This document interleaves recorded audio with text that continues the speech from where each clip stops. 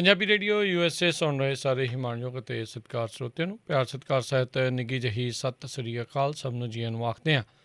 ਸੋ ਤੇ ਪ੍ਰੋਗਰਾਮ ਲੈ ਕੇ ਹਾਜ਼ਰ ਹੋ ਚੁੱਕੇ ਹਾਂ। ਅਪਡੇਟ ਅਮਰੀਕਾ ਇਮੀਗ੍ਰੇਸ਼ਨ ਦਾ ਇਹ ਜਿਹੜਾ ਪ੍ਰੋਗਰਾਮ ਜਿਸ ਦੇ ਵਿੱਚ ਆਪਾਂ ਗੱਲਬਾਤ ਕਰਦੇ ਹੁੰਦੇ ਹਾਂ US ਦੇ ਵਿੱਚ ਇਮੀਗਰੈਂਟ ਹੋਣ ਦੇ ਲਈ ਵੱਖ-ਵੱਖ ਮਸਲਿਆਂ ਦੇ ਉੱਤੇ, ਅਤੇ ਆਪਣੇ ਨਾਲ ਇਸ ਦੇ ਬਾਰੇ ਚਰਚਾ ਕਰਨ ਦੇ ਲਈ ਹਰ ਵਾਰ ਦੀ ਤਰ੍ਹਾਂ ਜੁੜ ਚੁੱਕੇ ਨੇ ਇਮੀਗ੍ਰੇਸ਼ਨ ਦੇ ਅਟਾਰਨੀ ਜੇ ਟਰਕੀਆਣਾ ਜੀ। ਅਟਾਰਨੀ ਟਰਕੀਆਣਾ ਜੀ, ਸਵਾਗਤ ਹੈ, ਸਤਿ ਸ਼੍ਰੀ ਅਕਾਲ। ਸਤਿ ਸ਼੍ਰੀ ਅਕਾਲ ਜੀ। ਸਾਡੇ ਅੱਜ ਦੇ ਇਸ ਪ੍ਰੋਗਰਾਮ ਨੂੰ ਸਪਾਂਸਰ ਕਰਦੇ ਨੇ ਖਾਲਸਾ ਇੰਸ਼ੋਰੈਂਸ ਏਜੰਸੀ ਵਾਲੇ, ਜਿਨ੍ਹਾਂ ਦੇ ਕੋਲੋਂ ਤੁਸੀਂ ਹਰ ਇੱਕ ਤਰੀਕੇ ਦੀ ਇੰਸ਼ੋਰੈਂਸ ਜਿਹੜੀ ਆ ਉਹ ਕਰਾ ਸਕਦੇ ਹੋ। ਇੰਸ਼ੋਰੈਂਸ ਬਾਰੇ ਪਤਾ ਕਰਨ ਲਈ ਕਾਲ ਕਰ ਸਕਦੇ ਹੋ 408 272 2500 408 272 2500 ਦੇ ਉੱਤੇ। ਟਰਕੀਆਣਾ ਇਮੀਗ੍ਰੇਸ਼ਨ ਲਾ ਫਰਮ, ਇਮੀਗ੍ਰੇਸ਼ਨ ਦਾ ਹੋਵੇ ਕਿਸੇ ਵੀ ਤਰੀਕੇ ਦਾ ਕੰਮ, ਇਮੀਗ੍ਰੇਸ਼ਨ ਦੇ ਅਟਾਰਨੀ ਜੇ ਟਰਕੀਆਣਾ ਹੋਣਾ ਦੇ ਨਾਲ ਸੰਪਰਕ ਕਰੋ 415 909 0503। ਜ਼ੈਂਡਰ ਮਾਰਗੇਜ ਅਤੇ ਰੀਅਲ ਏਸਟੇਟ ਵਾਲੇ ਘਰ ਖਰੀਦਣ ਵੇਚਣ ਦੀਆਂ ਸੇਵਾਵਾਂ ਦੇ ਨਾਲ home loans, commercial loans, agriculture loans ਦੇ ਲਈ call Mohan Cheema 559 905 2575। Amarjit Singh Stockton, Amarjit Singh Bains, Satnam Singh, Amarjit Singh Dosanjh, Yuba City, Manjit Singh, Narinder Kaur Khalar, Nachhattar Sangha, Avtar Manzil, Clovis, Harvinder Singh Stockton, Paramjit Singh Deol, Fresno, Lakhvir Singh Samra, Texas, Makhan, Kamaljit Singh Makhan, ਦੌਲਤਪੁਰੀਆ, Stockton, Gurpal Singh Sandhu, ਸਿਟਰਾਸਾਈਡ, Major Singh Sidhu, Bakersfield, Harjit Singh, Lathrop, Antelope, truck stop, Burns, Wyoming, ਕੋਲੀਆ truck driving school, Fresno, highway 99 180 ਦੇ ਕਾਰਨਰ 'ਤੇ 53 ਫੁੱਟੇ ਟ੍ਰੇਲਰ 'ਤੇ ਟਰੱਕ ਚਲਾਉਣ ਦੀ ਸਿਖਲਾਈ ਦਿੰਦੇ ਹਨ। ਡਰਾਈਵ ਐਂਡ ਟ੍ਰੇਲਰਜ਼ ਰੈਂਟ ਲਈ ਇਹਨਾਂ ਕੋਲ ਮੌਜੂਦ ਹਨ ਅਤੇ ਸ਼ਾਪ ਦੇ ਲਈ ਮਕੈਨਿਕ ਦੀ ਭਾਲ ਹੈ। ਕਾਲ 5592663737 ਅਤੇ ਵੁੱਡਲੈਂਡ ਦੇ ਵਿੱਚ ਟਰੱਕ ਪਾਰਕਿੰਗ ਅਵੇਲੇਬਲ ਆ I-5 ਦੇ ਐਗਜ਼ਿਟ 538 ਦੇ ਉੱਤੇ। ਕਾਲ 9163969085। ਇਹਨਾਂ ਸਾਰਿਆਂ ਦਾ ਧੰਨਵਾਦ। ਜੇਕਰ ਤੁਸੀਂ ਜਾਂ ਕੋਈ ਹੋਰ ਕਾਰੋਬਾਰ ਇਸ ਪ੍ਰੋਗਰਾਮ ਨੂੰ ਸਪਾਂਸਰ ਕਰਨਾ ਚਾਹੁੰਦੇ ਹੋ, ਸੰਪਰਕ ਕਰ ਸਕਦੇ ਹੋ ਨੰਬਰ 408 722 7698 ਦੇ ਉੱਤੇ। ਅਟਾਰਨੀ ਟਰਕੀਆਣਾ ਜੀ, ਅੱਜ ਆਪਾਂ ਕਿਹੜੇ ਵਿਸ਼ੇ ਦੇ ਉੱਤੇ ਗੱਲਬਾਤ ਕਰਨ ਜਾ ਰਹੇ ਹਾਂ? ਜੀ ਸਭ ਤੋਂ ਪਹਿਲਾਂ ਤਾਂ ਜੀ ਇੱਕ ਅਨਾਊਂਸਮੈਂਟ ਹੈ। ਸਾਨੂੰ ਪਤਾ ਅਫਗਾਨਿਸਤਾਨ ਦੇ ਵਿੱਚ ਕੀ ਚੱਲ ਰਿਹਾ, ਸੋ ਪੰਜਾਬੀ ਵੀ ਉੱਥੇ ਕਈ ਲੋਕੀ ਫਸੇ ਹੋਏ ਨੇ। ਸੋ ਉਹਨਾਂ ਦੇ ਲਈ ਇੱਕ ਪੇਰੋਲ ਦਾ ਪ੍ਰੋਸੈਸ ਹੈ। ਸੋ ਜੇ ਕੋਈ ਕਿਸੇ ਨੂੰ ਵੀ ਕੋਈ ਜਾਣਦਾ ਉੱਥੇ ਜਿਹੜਾ ਫਸਿਆ ਹੋਇਆ ਹੈ, ਉਹਨੂੰ ਆਪਾਂ ਹਿਊਮੈਨਿਟੇਰੀਅਨ ਪੇਰੋਲ ਦੇ ਬੇਸਿਸ 'ਤੇ ਇੱਥੇ ਲੈ ਕੇ ਆ ਸਕਦੇ ਹਾਂ। ਸੋ ਇਵੈਕੂਏਸ਼ਨ ਦਾ ਸਾਡੇ ਕੋਲ ਕੋਈ ਪਲਾਨ ਨਹੀਂ ਅਜੇ, ਪਰ ਜਿਹੜਾ ਪੇਰੋਲ ਆ ਉਹਨੂੰ ਪ੍ਰੋਸੈਸ ਕਰਕੇ ਰੱਖਣਾ ਹੈ ਤਾਂ ਕਿ ਜਦੋਂ ਅੱਗੇ US ਆਪਣਾ ਪਲਾਨ ਬਣਾਵੇਗੀ ਕਿੱਦਾਂ ਲੋਕਾਂ ਨੂੰ ਕੰਟਰੀ ਤੋਂ ਆਊਟ ਕਰਨਾ ਹੈ, ਜਾਂ ਕੋਈ ਬੰਦਾ ਆਲਰੇਡੀ ਹੈਗਾ ਜਿਹੜਾ ਅਫਗਾਨਿਸਤਾਨ ਛੱਡ ਕੇ ਤੀਜੀ ਕੰਟਰੀ ਜਾ ਸਕਦਾ ਹੈ, ਉਹ ਸਾਰੇ ਜਿਹੜੇ ਲੋਕੀ ਹੈ ਉਹ ਹਿਊਮੈਨਿਟੇਰੀਅਨ ਪੇਰੋਲ ਦੇ ਥੱਲੇ US ਦੇ ਵਿੱਚ ਆ ਸਕਦੇ ਨੇ। ਉਹ ਸਾਨੂੰ ਕੰਟੈਕਟ ਕਰਨ। ਤੇ ਇਹਦੇ ਨਾਲ ਓਬਵੀਅਸਲੀ ਜਿਹੜੇ ਹੁਣ ਕਾਫੀ ਸਾਰੇ ਉੱਥੋਂ ਦੀ ਰੀਲੋਕੇਟ ਕੀਤੇ ਸੀਗੇ ਇੰਡੀਆ ਵੱਲੋਂ, ਜਿਹੜੇ ਅਫਗਾਨਿਸਤਾਨ ਦੇ ਲੋਕੀ ਰਹਿੰਦੇ ਸੀਗੇ, ਤੇ ਉਹ ਸਾਰੇ ਜਿਹੜੇ ਹੈਗੇ ਆ ਉਹਨਾਂ ਦੇ ਕੋਲ ਇੱਕ ਰਿਫਿਊਜੀ ਜਿਹੜਾ ਹੈਗਾ ਉਹਦੀ ਆਪਸ਼ਨ ਆ ਸਕਦੀ ਹੈ ਰਿਫਿਊਜੀ ਬੇਸਿਸ ਤੇ US ਮੂਵ ਕਰਨ ਦੀ। ਓਕੇ। ਸੋ ਪਹਿਲਾਂ ਜਿੱਦਾਂ ਆਪਾਂ ਪ੍ਰੋਗਰਾਮ 'ਚ ਡਿਸਕਸ ਕੀਤਾ ਸੀਗਾ, ਅਸਾਲਮ ਤੇ ਰਿਫਿਊਜੀ ਦੇ ਵਿੱਚ ਫਰਕ ਹੁੰਦਾ ਹੈ। ਅਸਾਲਮ ਵਾਲਿਆਂ ਨੂੰ ਇੱਥੇ ਆ ਕੇ ਫਾਈਲ ਕਰਨਾ ਪੈਂਦਾ ਹੈ, ਰਿਫਿਊਜੀ ਵਾਲਿਆਂ ਲਈ ਕਈ ਵਾਰੀ ਆਪਸ਼ਨ ਬਣ ਜਾਂਦੀ ਹੈ ਕਿ ਉੱਥੋਂ ਦੀ ਬਾਹਰੋਂ ਦੀ ਹੀ ਉਹ ਸਿੱਧਾ ਡਾਇਰੈਕਟ ਤੌਰ ਤੇ ਐਜ਼ ਅ ਰਿਫਿਊਜੀ ਆ ਸਕਦੇ ਨੇ। ਸੋ ਜੇ ਕਿਸੇ ਦਾ ਵੀ ਕੋਈ ਅਫਗਾਨੀ ਜਾਣਕਾਰ ਹੈਗਾ, ਉਹ ਸਾਡੇ ਆਫਿਸ ਨੂੰ ਕੰਟੈਕਟ ਕਰੇ। ਜੀ ਬਿਲਕੁਲ। ਸੋ ਈਵਨ ਜਿੱਦਾਂ ਤੁਸੀਂ ਕਹਿੰਦੇ ਵੀ ਜਿਨ੍ਹਾਂ ਨੂੰ ਇੰਡੀਆ ਦੇ ਵਿੱਚ ਵੀ ਰੀਲੋਕੇਟ ਕੀਤਾ ਹੈਗਾ ਆ, ਅਤੇ ਉਹਨਾਂ ਦੇ ਕੋਲ ਵੀ ਮੌਕਾ ਹੈਗਾ ਆ ਵੀ ਰਿਫਿਊਜੀ ਬੇਸ ਦੇ ਉੱਤੇ ਅਮਰੀਕਾ ਦੇ ਵਿੱਚ ਆਉਣ ਦੇ ਲਈ। ਉਹਨਾਂ ਨੂੰ ਹੁਣ ਜਿੱਦਾਂ ਆਪਾਂ ਨੂੰ ਇੰਡੀਆ ਦੇ ਵਿੱਚ ਪਤਾ ਹੀ ਹੈ ਨਾ ਕਿ ਕਿੱਦਾਂ ਉੱਥੇ ਮਾਈਨੋਰਿਟੀ ਦੇ ਰਾਈਟਸ ਕਿੱਦਾਂ ਕਿਸ ਤਰੀਕੇ ਨਾਲ ਟਰੀਟ ਕਰਦੇ ਨੇ। ਸੋ ਜਿਹਨਾਂ ਦੀ ਤਾਂ ਰੀਲੋਕੇਸ਼ਨ ਇੰਡੀਆ ਦੇ ਵਿੱਚ ਸੇਫ ਹੈ ਉਹ ਨਹੀਂ ਆ ਸਕਣਗੇ, ਪਰ ਜਿਹਨਾਂ ਦੀ ਹੁਣ ਇੰਡੀਆ ਦੇ ਵਿੱਚ ਵੀ ਰੀਲੋਕੇਸ਼ਨ ਫਿਜ਼ੀਬਲ ਨਹੀਂ ਹੈਗੀ ਕਈ ਲੋਕਾਂ ਦੀ, ਉਹ ਇੱਧਰ ਨੂੰ ਆ ਸਕਦੇ ਨੇ। ਠੀਕ ਹੈ ਜੀ। ਸੋ ਬਿਲਕੁਲ। ਸੋ ਇਹ ਜਿਹੜਾ ਪੈਰੋਲ ਦੇ ਬਾਰੇ ਇਹਨਾਂ ਨੇ ਜਿਹੜਾ ਦੱਸਿਆ ਆ, ਅਤੇ ਚਲੋ ਜੇ ਕੋਈ ਜਾਣਦਾ ਹੈਗਾ ਆ, ਕਈ ਸੰਸਥਾਵਾਂ ਮੇ ਵੀ ਲੱਗੀਆਂ ਵੀ ਹੋਣ ਕਰਨ ਦੇ ਲਈ, ਤਾਂ ਚਲੋ ਸਲਾਹ ਜਿਹੜੀ ਉਹ ਲੈ ਸਕਦੇ ਆ, ਗੱਲ ਇਹਨਾਂ ਦੇ ਨਾਲ ਕਰ ਸਕਦੇ ਵੀ ਕੀ ਕੀਤਾ ਜਾ ਸਕਦਾ ਆ, ਕਿਵੇਂ ਜਿਹੜਾ ਆ ਉਹ ਕੀਤਾ ਜਾ ਸਕਦਾ। ਜਿਹੜੇ ਉੱਥੇ ਮਾਈਨੋਰਟੀਜ਼ ਇਸ ਟਾਈਮ ਉੱਥੋਂ ਨਿਕਲਣਾ ਚਾਹੁੰਦੀਆਂ ਜਾਂ ਨਿਕਲ ਰਹੀਆਂ ਨੇ, ਵੀ ਕਿ ਅਮਰੀਕਾ ਦੇ ਵਿੱਚ ਆਉਣ ਦੇ ਲਈ ਕੀ ਜਿਹੜਾ ਉਹ ਹੈਗਾ ਆ। ਤੇ ਜੀ ਜਦੋਂ ਦਾ ਹੂੰ ਇਹ ਹੂੰ ਸ਼ੁਰੂ ਹੋਇਆ ਸੀਗਾ, ਸੋ ਉਦੋਂ ਇੱਕਦਮ ਮੈਂ ਕੋਈ ਹੈਲਪ ਐਕਸਟੈਂਡ ਨਹੀਂ ਕਰਨਾ ਚਾਹੁੰਦਾ ਸੀਗਾ, ਪਤਾ ਨਹੀਂ ਸੀਗਾ ਕਿ ਕੀ ਐਗਜ਼ੈਕਟਲੀ ਹੋਣਾ। ਜੀ ਸੋ ਅਮਰੀਕਨ ਇਮੀਗ੍ਰੇਸ਼ਨ ਲਾਇਰਸ ਦੇ ਨਾਲ ਹੋਰ ਕਾਫੀ ਸਾਰੀ ਜਿੱਦਾਂ ਨਾਨ ਪ੍ਰੋਫਿਟ ਸੀਗੇ, ਕਈ ਲੋਕਾਂ ਨੇ ਕੰਟੈਕਟ ਕੀਤੇ, ਕਾਫੀ ਲਾਇਰਸ ਨੇ ਮੀਟਿੰਗਸ ਕੀਤੀਆਂ, ਕਾਫੀ ਉਹਨਾਂ ਨੇ ਪਲਾਨਸ ਬਣਾਏ ਕਿ ਕਿੱਦਾਂ ਕੀ ਕਰਨਾ ਹੈ, ਕੀ ਸਟ੍ਰੈਟਜੀ ਹੋਣੀ ਹੈ। ਸੋ ਹੁਣ ਸਾਡੇ ਕੋਲ ਸਟ੍ਰੈਟਜੀ ਰੈਡੀ ਹੈ। ਜੀ ਸੋ ਬਿਲਕੁਲ ਜੀ, ਜੇ ਕੋਈ ਆ ਰਿਹਾ ਹੈ ਜਾਂ ਆਉਣਾ ਚਾਹੁੰਦਾ ਹੈਗਾ ਆ ਤਾਂ ਜ਼ਰੂਰ ਇਹਨਾਂ ਦੇ ਨਾਲ ਜਿਹੜਾ ਆ ਉਹ ਤੁਸੀਂ ਸੰਪਰਕ ਕਰੋ ਟੇਰਕੀਆਨਾ ਇਮੀਗ੍ਰੇਸ਼ਨ ਲਾ ਫਰਮ ਦੇ ਨਾਲ। ਇਹਨਾਂ ਦਾ ਫ਼ੋਨ ਨੰਬਰ 4159090503 4159090503 ਦੇ ਉੱਤੇ। ਅਤੇ ਅੱਜ ਦੀ ਇਮੀਗ੍ਰੇਸ਼ਨ ਨਾਲ ਸੰਬੰਧਿਤ ਅਹਿਮ ਨਿਊਜ਼ ਕੀ ਹੈ ਜੀ? ਨਿਊਜ਼ ਇਹ ਹੈ ਜੀ, ਜਿਹੜੇ ਕੰਡੀਸ਼ਨਲ ਗ੍ਰੀਨ ਕਾਰਡ ਹੋਲਡਰ ਸੀਗੇ, ਜਦੋਂ ਤੁਸੀਂ 751 ਕਰਦੇ ਹੋ, ਵਿਆਹ ਵਾਲੇ ਬੇਸ ਵਾਲੇ ਮੋਸਟਲੀ ਜਾਂ EB5 ਵਾਲੇ, ਇਹਨਾਂ ਨੂੰ 2-2 ਸਾਲ ਦਾ ਗ੍ਰੀਨ ਕਾਰਡ ਮਿਲਦਾ ਸੀਗਾ ਪਹਿਲਾਂ, ਹੈ ਨਾ। ਜੀ ਸੋ ਜਦੋਂ ਇਹ ਵਿਆਹ ਵਾਲਾ ਗ੍ਰੀਨ ਕਾਰਡ ਫਾਈਲ ਕਰਦੇ ਸੀਗੇ ਤਾਂ ਇਹਨਾਂ ਨੂੰ ਆਟੋਮੈਟਿਕਲੀ 18 ਮਹੀਨੇ ਦੀ ਐਕਸਟੈਂਸ਼ਨ ਮਿਲਦੀ ਸੀਗੀ। ਸੋ ਕੋਵਿਡ ਕਰਕੇ ਹੁਣ ਡਿਲੇ ਇੰਨਾ ਹੋ ਗਿਆ ਕਿ ਉਹ 18 ਮਹੀਨੇ ਦੀ ਐਕਸਟੈਂਸ਼ਨ ਇਹਨਾਂ ਦੇ ਕੰਮ ਨਹੀਂ ਆਉਂਦੀ ਸੀਗੀ। ਸੋ ਕਾਫੀ ਕਲਾਇੰਟਸ, ਦੂਜੇ ਲੋਕ ਕਾਲ ਕਰਦੇ ਸੀਗੇ ਕਿ ਹੁਣ ਕੀ ਕਰੀਏ, ਇਹ ਤਾਂ 18 ਮਹੀਨੇ ਖਤਮ ਹੋ ਗਏ। ਸੋ ਇਹਨਾਂ ਨੇ ਹੁਣ ਉਹ ਕੀ ਕਰਤਾ ਕਿ 18 ਮਹੀਨੇ ਵਾਲੀ ਜਿਹੜੀ ਹੈਗੀ ਆ ਉਹਨੂੰ ਆਟੋਮੈਟਿਕਲੀ ਇਹਨਾਂ ਨੇ 24 ਮਹੀਨੇ ਕਰਤਾ। 2 ਸਾਲ ਦੀ ਓਕੇ ਐਕਸਟੈਂਸ਼ਨ ਤੁਹਾਨੂੰ ਸਿੱਧੇ ਮਿਲ ਜਾਣੀ ਫਾਈਲ ਕਰਦੇ ਹੋਏ। ਠੀਕ ਹੈ। ਤੇ ਇਹਦਾ ਰੈਸ਼ਨਲ ਇਹਨਾਂ ਦਾ ਇਹੀ ਹੈ ਕਿ ਜਿਹੜੇ ਪ੍ਰੋਸੈਸਿੰਗ ਟਾਈਮ ਹੈ ਬਹੁਤ ਜ਼ਿਆਦਾ ਵੱਧ ਗਏ ਆ, ਤੇ ਹੁਣ ਪ੍ਰੋਸੈਸਿੰਗ ਟਾਈਮਸ ਨੂੰ ਇਹ ਅਕੋਮੋਡੇਟ ਕਰਨਾ ਚਾਹੁੰਦੇ ਨੇ। ਸੋ ਇਹਦੇ ਨਾਲ ਨਾਲ ਹੁਣ ਇਹਨਾਂ ਕੋਲ ਬਾਈਡਨ ਸਰਕਾਰ ਕੋਲ ਵੀ ਉਮੀਦ ਕਰੀਏ ਕਿ ਜਿਹੜੇ ਵਰਕ ਪਰਮਿਟ ਹੈ ਉਹਨਾਂ ਦੀ 6 ਮਹੀਨੇ ਐਕਸਟੈਂਸ਼ਨ ਹੁੰਦੀ ਹੈ ਆਟੋਮੈਟਿਕਲੀ। ਸੋ ਉੱਤੇ ਨਹੀਂ ਇਹਨਾਂ ਨੇ ਰੂਲ ਬਣਾਇਆ। ਉਹਨਾਂ ਵੀ ਕਾਫੀ ਜਨਤਾ ਪਰੇਸ਼ਾਨ ਹੈ ਕਿ ਮੇਰਾ ਵਰਕ ਪਰਮਿਟ ਐਕਸਪਾਇਰ ਹੋ ਗਿਆ। ਤੇ ਇੱਕ ਤਾਂ ਹੱਲ ਉਹਦਾ ਇਹ ਸੀਗਾ ਕਿ ਜਿੱਦਾਂ ਆਪਾਂ ਆਪਣੇ ਸਾਰੇ ਲਿਸਨਰਸ ਨੂੰ ਐਡਵਾਈਜ਼ ਕੀਤਾ ਸੀਗਾ ਕਿ 6 ਮਹੀਨੇ ਪਹਿਲਾਂ ਹੀ ਤੁਸੀਂ ਫਾਈਲ ਕਰ ਦਿਓ, ਤਾਂ ਕਿ 6 ਮਹੀਨੇ ਉਹ ਵਾਲੇ ਕਾਊਂਟ ਹੋ ਜਾਣ ਇਹਨਾਂ ਦੇ, ਤੇ 6 ਮਹੀਨੇ ਦੀ ਤੁਹਾਨੂੰ ਉਸ ਤੋਂ ਬਾਅਦ ਜਿਹੜੀ ਹੋਰ ਐਕਸਟੈਂਸ਼ਨ ਮਿਲਦੀ ਆ ਉਹ ਕਾਊਂਟ ਹੋ ਜਾਵੇ। ਪਰ ਫਿਰ ਵੀ ਕਈ ਵਾਰੀ ਹੁਣ ਜਿੱਦਾਂ 12 ਮਹੀਨੇ ਤੋਂ ਵੀ ਜ਼ਿਆਦਾ ਲੱਗ ਜਾਂਦਾ। ਸੋ ਹੋਪ ਕਰਦੇ ਹਾਂ ਕਿ ਸਰਕਾਰ ਵਰਕ ਪਰਮਿਟ ਦੀ ਵੀ ਫਰਦਰ ਐਕਸਟੈਂਸ਼ਨ ਦੇ ਉੱਤੇ ਕੋਈ ਨਾ ਕੋਈ ਇੱਦਾਂ ਦਾ ਰੂਲ ਪਾਸ ਕਰੂਗੀ। ਜੀ ਚਲੋ, ਥੋੜ੍ਹਾ ਜਿਹਾ ਸੁੱਖ ਦਾ ਸਾਹ ਜਿਹੜਾ ਆ ਉਹ ਲੋਕਾਂ ਨੂੰ ਜਿਹੜਾ ਉਹ ਆਊਗਾ, ਫਿਕਰ ਨਹੀਂ ਤਾਂ ਲੱਗਾ ਰਹਿੰਦਾ ਵੀ ਭਾਈ ਐਕਸਟੈਂਸ਼ਨ ਵੀ ਜੀ ਜਿਹੜੀ ਐਕਸਪਾਇਰ ਆ ਉਹ ਹੋ ਰਹੀ ਹੈਗੀ ਆ। ਅਤੇ ਅੱਜ ਦਾ ਅਹਿਮ ਟੌਪਿਕ ਕਿਹੜਾ ਹੈ ਜੀ? ਉਹ ਕਿਸ ਦੇ ਉੱਤੇ ਆਪਾਂ ਡਿਸਕਸ਼ਨ ਕਰਨ ਜਾ ਰਹੇ ਹਾਂ? ਅੱਜ ਜੀ ਕਾਫੀ ਕਾਲਸ ਆਈਆਂ, ਕਲਾਇੰਟਸ ਵੀ ਕਾਫੀ, ਮੇਰੇ ਖਿਆਲ ਇੰਨੀ ਕਲੀਅਰ ਇਨਫੋਰਮੇਸ਼ਨ ਨਹੀਂ ਹੈਗੀ ਕਿ ਜਦੋਂ ਡੈਥ ਹੋ ਜਾਵੇ ਕਿਸੇ ਦੀ US ਸਾਈਡ ਤੇ ਜਾਂ ਜਿਹਨਾਂ ਨੂੰ ਸਪਾਂਸਰ ਕੀਤਾ ਉਹਨਾਂ ਦੀ। ਸੋ ਉਸ ਟੌਪਿਕ ਬਾਰੇ ਆਪਾਂ ਸਾਰੀਆਂ ਜਿੰਨੀਆਂ ਵੀ ਆਪਸ਼ਨਸ ਹੈਗੀਆਂ ਅੱਜ ਸਾਰੀਆਂ ਆਪਾਂ ਡਿਸਕਸ ਕਰਾਂਗੇ। ਹਿਊਮੈਨਿਟੇਰੀਅਨ ਨੀਡ ਸਟੇਟਮੈਂਟ ਹੋ ਗਈ, ਜੇ ਕੋਈ ਵਿਡੋ ਹੋ ਗਿਆ, ਘਰ ਵਾਲਾ ਘਰ ਵਾਲੀ ਮਰ ਗਿਆ, ਕਿਸੇ ਦੇ ਬ੍ਰਦਰ ਸਿਬਲਿੰਗ ਉਹ ਵਾਲੇ ਪਟੀਸ਼ਨ ਦੇ ਵਿੱਚ ਕੋਈ ਮਰ ਗਿਆ, ਤੇ ਜਿਹੜੇ ਬੰਦੇ ਉੱਥੇ ਆ ਬਾਹਰ ਉਹਨਾਂ ਦਾ ਕੀ ਸਿਨੈਰੀਓ ਹੈ, ਜਿਹੜੇ ਬੰਦੇ ਇੱਥੇ ਆਲਰੇਡੀ ਪਹੁੰਚੇ ਹੋਏ ਨੇ ਉਹਨਾਂ ਨੂੰ ਕੀ ਆਪਸ਼ਨਸ ਹੈ। ਸੋ ਡੈਥ ਬੈਨੀਫਿਟ, ਆਫਟਰ ਡੈਥ ਜਿਹੜੇ ਬੈਨੀਫਿਟਸ ਹੈ ਉਹਦੇ ਬਾਰੇ ਅੱਜ ਆਪਾਂ ਡਿਸਕਸ਼ਨ ਕਰਾਂਗੇ। ਜੀ ਸੋ ਜਿਹਨੂੰ ਆਪਾਂ ਅਕਸਰ ਤੁਸੀਂ ਦੱਸਦੇ ਹੁੰਦੇ ਹਿਊਮੈਨਿਟੇਰੀਅਨ ਰੀਇਨਸਟੇਟਮੈਂਟ ਜਾਂ ਹਿਊਮੈਨਿਟੇਰੀਅਨ ਰਿਲੀਫ, ਸੋ ਉਸ ਦੇ ਬਾਰੇ ਜਿਹੜੀ ਆਪਣੀ ਗੱਲਬਾਤ ਹੋਵੇਗੀ। ਜੀ ਬਿਲਕੁਲ। ਸੋ ਇਹ ਕੀ ਹੁੰਦੀ ਹੈ ਜੀ? ਸੋ ਹਿਊਮੈਨਿਟੇਰੀਅਨ ਰੀਇਨਸਟੇਟਮੈਂਟ, ਵਿਡੋਵਰ ਪਟੀਸ਼ਨ, 204I ਰਿਲੀਫ, ਇਹ ਕਈ ਜਿਹੜੀਆਂ ਇਸ ਦੇ ਵਿੱਚ ਚੀਜ਼ਾਂ ਜਿਹੜੀਆਂ ਉਹ ਆ ਜਾਂਦੀਆਂ।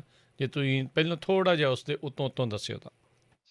ਜੀ ਸੋ ਜਿਹੜੀ ਫੈਮਿਲੀ ਬੇਸਡ ਵਾਲੀ, ਸੋ ਇਹ ਸਾਰੇ ਫੈਮਿਲੀ ਬੇਸਡ ਇਮੀਗ੍ਰੇਸ਼ਨ ਦੇ ਨਾਲ ਸੰਬੰਧ ਰੱਖਦੇ ਨੇ। ਜਿੱਦਾਂ ਆਪਾਂ ਰਿਮੂਵਲ ਅਸਾਈਲਮ ਵਾਲਾ ਇੱਕ ਟੌਪਿਕ ਹੋ ਗਿਆ, ਜੀ ਇਨਵੈਸਟਮੈਂਟ ਵਾਲਾ ਟੌਪਿਕ ਹੋ ਗਿਆ, ਇੰਪਲੋਇਮੈਂਟ ਵਾਲਾ ਹੋ ਗਿਆ। ਸੋ ਅੱਜ ਗੱਲ ਕਰਾਂਗੇ ਫੈਮਿਲੀ ਇਮੀਗ੍ਰੇਸ਼ਨ ਦੀ। ਸੋ ਫੈਮਿਲੀ ਇਮੀਗ੍ਰੇਸ਼ਨ ਦੀ ਜਿਹੜੀ ਪਟੀਸ਼ਨ ਹੁੰਦੀ ਹੈ I-130 ਹੁੰਦੀ ਹੈ, ਜਿੱਥੋਂ ਦੀ ਸਾਰੀ ਸ਼ੁਰੂਆਤ ਹੁੰਦੀ ਹੈ। ਸੋ I-130 ਨੂੰ ਜਿਹੜਾ ਫਾਈਲ ਕਰਦਾ ਇੱਥੇ ਰਿਲੇਟਿਵ, ਜਿਹੜਾ US ਸਿਟੀਜ਼ਨ ਜਾਂ ਗ੍ਰੀਨ ਕਾਰਡ ਹੋਲਡਰ, ਨੂੰ ਪਟੀਸ਼ਨਰ ਕਹਿੰਦੇ ਨੇ। ਤੇ ਜਿਹੜਾ ਮੁੱਖ ਤੌਰ ਤੇ ਉਹਦੇ ਵਿੱਚ ਜਿਹੜਾ ਬੰਦਾ ਜਿਹਨੂੰ ਬੈਨੀਫਿਟ ਮਿਲਣਾ, ਉਹਦਾ ਜਿਹੜਾ ਇਮੀਗ੍ਰੈਂਟ ਹੁੰਦਾ ਉਹਨੂੰ ਬੈਨੀਫਿਸ਼ਰੀ ਕਹਿੰਦੇ। ਜਿਹੜਾ ਬੈਨੀਫਿਸ਼ਰੀ ਮੰਨ ਲਓ ਕਿ ਕਿਸੇ ਪੈਰੈਂਟ ਨੇ ਆਪਣੇ ਚਾਈਲਡ ਦਾ ਕੀਤਾ, ਸੋ ਪੈਰੈਂਟ ਹੋ ਗਿਆ ਪਟੀਸ਼ਨਰ, ਤੇ ਬੱਚਾ ਜਿਹੜਾ ਹੋ ਗਿਆ ਬੈਨੀਫਿਸ਼ਰੀ। ਪ੍ਰਿੰਸੀਪਲ ਬੈਨੀਫਿਸ਼ਰੀ ਕਹਿ ਦਿੰਦੇ ਨੇ ਉਹਨੂੰ, ਕਿ ਮੇਨ ਬੈਨੀਫਿਸ਼ਰੀ ਕੌਣ ਆ। ਤੇ ਜਿਹੜੇ ਅੱਗੋਂ ਉਹਨਾਂ ਦੇ ਡਿਪੈਂਡੈਂਟ ਨੇ, ਉਹਨਾਂ ਦੇ ਅੱਗੋਂ ਘਰ ਵਾਲੀ ਜਾਂ ਛੋਟੇ ਬੱਚੇ, ਉਹ ਹੋ ਗਏ ਡੈਰੀਵੇਟਿਵ ਬੈਨੀਫਿਸ਼ਰੀ। ਸੋ ਹੁਣ ਕੀ ਹੈ ਕਿ ਜਦੋਂ ਇੱਕ ਤਾਂ 130 ਪਟੀਸ਼ਨ ਫਾਈਲ ਹੋਈ ਤੇ ਡੈਥ ਹੋ ਗਈ ਪਟੀਸ਼ਨਰ ਦੀ, ਇੱਕ ਤਾਂ ਆਲਰੇਡੀ ਉਹਨਾਂ ਨੂੰ ਜਿਹੜਾ ਫੈਮਿਲੀ ਦਾ ਲਾਸ ਤੇ ਲੱਗ, ਤੇ ਇੱਕ ਡਬਲ ਟ੍ਰੈਜੇਡੀ ਇੱਕ ਤਰ੍ਹਾਂ ਉਹਨਾਂ ਦੀ ਹੋ ਜਾਂਦੀ ਹੈ ਕਿ ਇੰਨੇ ਸਾਲ ਉਹਨਾਂ ਨੇ ਵੇਟ ਕੀਤੀ ਹੁੰਦੀ ਹੈ, ਹੁਣ ਨੰਬਰ ਆਉਣ ਵਾਲਾ ਹੁੰਦਾ, ਤੇ ਨਾ ਸਿਰਫ ਡੈਥ ਦਾ ਉਹਨਾਂ ਨੂੰ ਲਾਸ ਆ, ਜਿਹੜੀ ਇਮੀਗ੍ਰੈਂਟ ਪਟੀਸ਼ਨ ਹੈ ਉਹ ਵੀ ਕੈਂਸਲ ਹੋ ਜਾਂਦੀ ਹੈ, ਤੇ ਬਾਕੀ ਜਿਹੜਾ ਬਚਿਆ ਪਰਿਵਾਰ ਆ ਉਹਨਾਂ ਵੀ ਉਹ ਮਿਲ ਨਹੀਂ ਸਕਦੇ।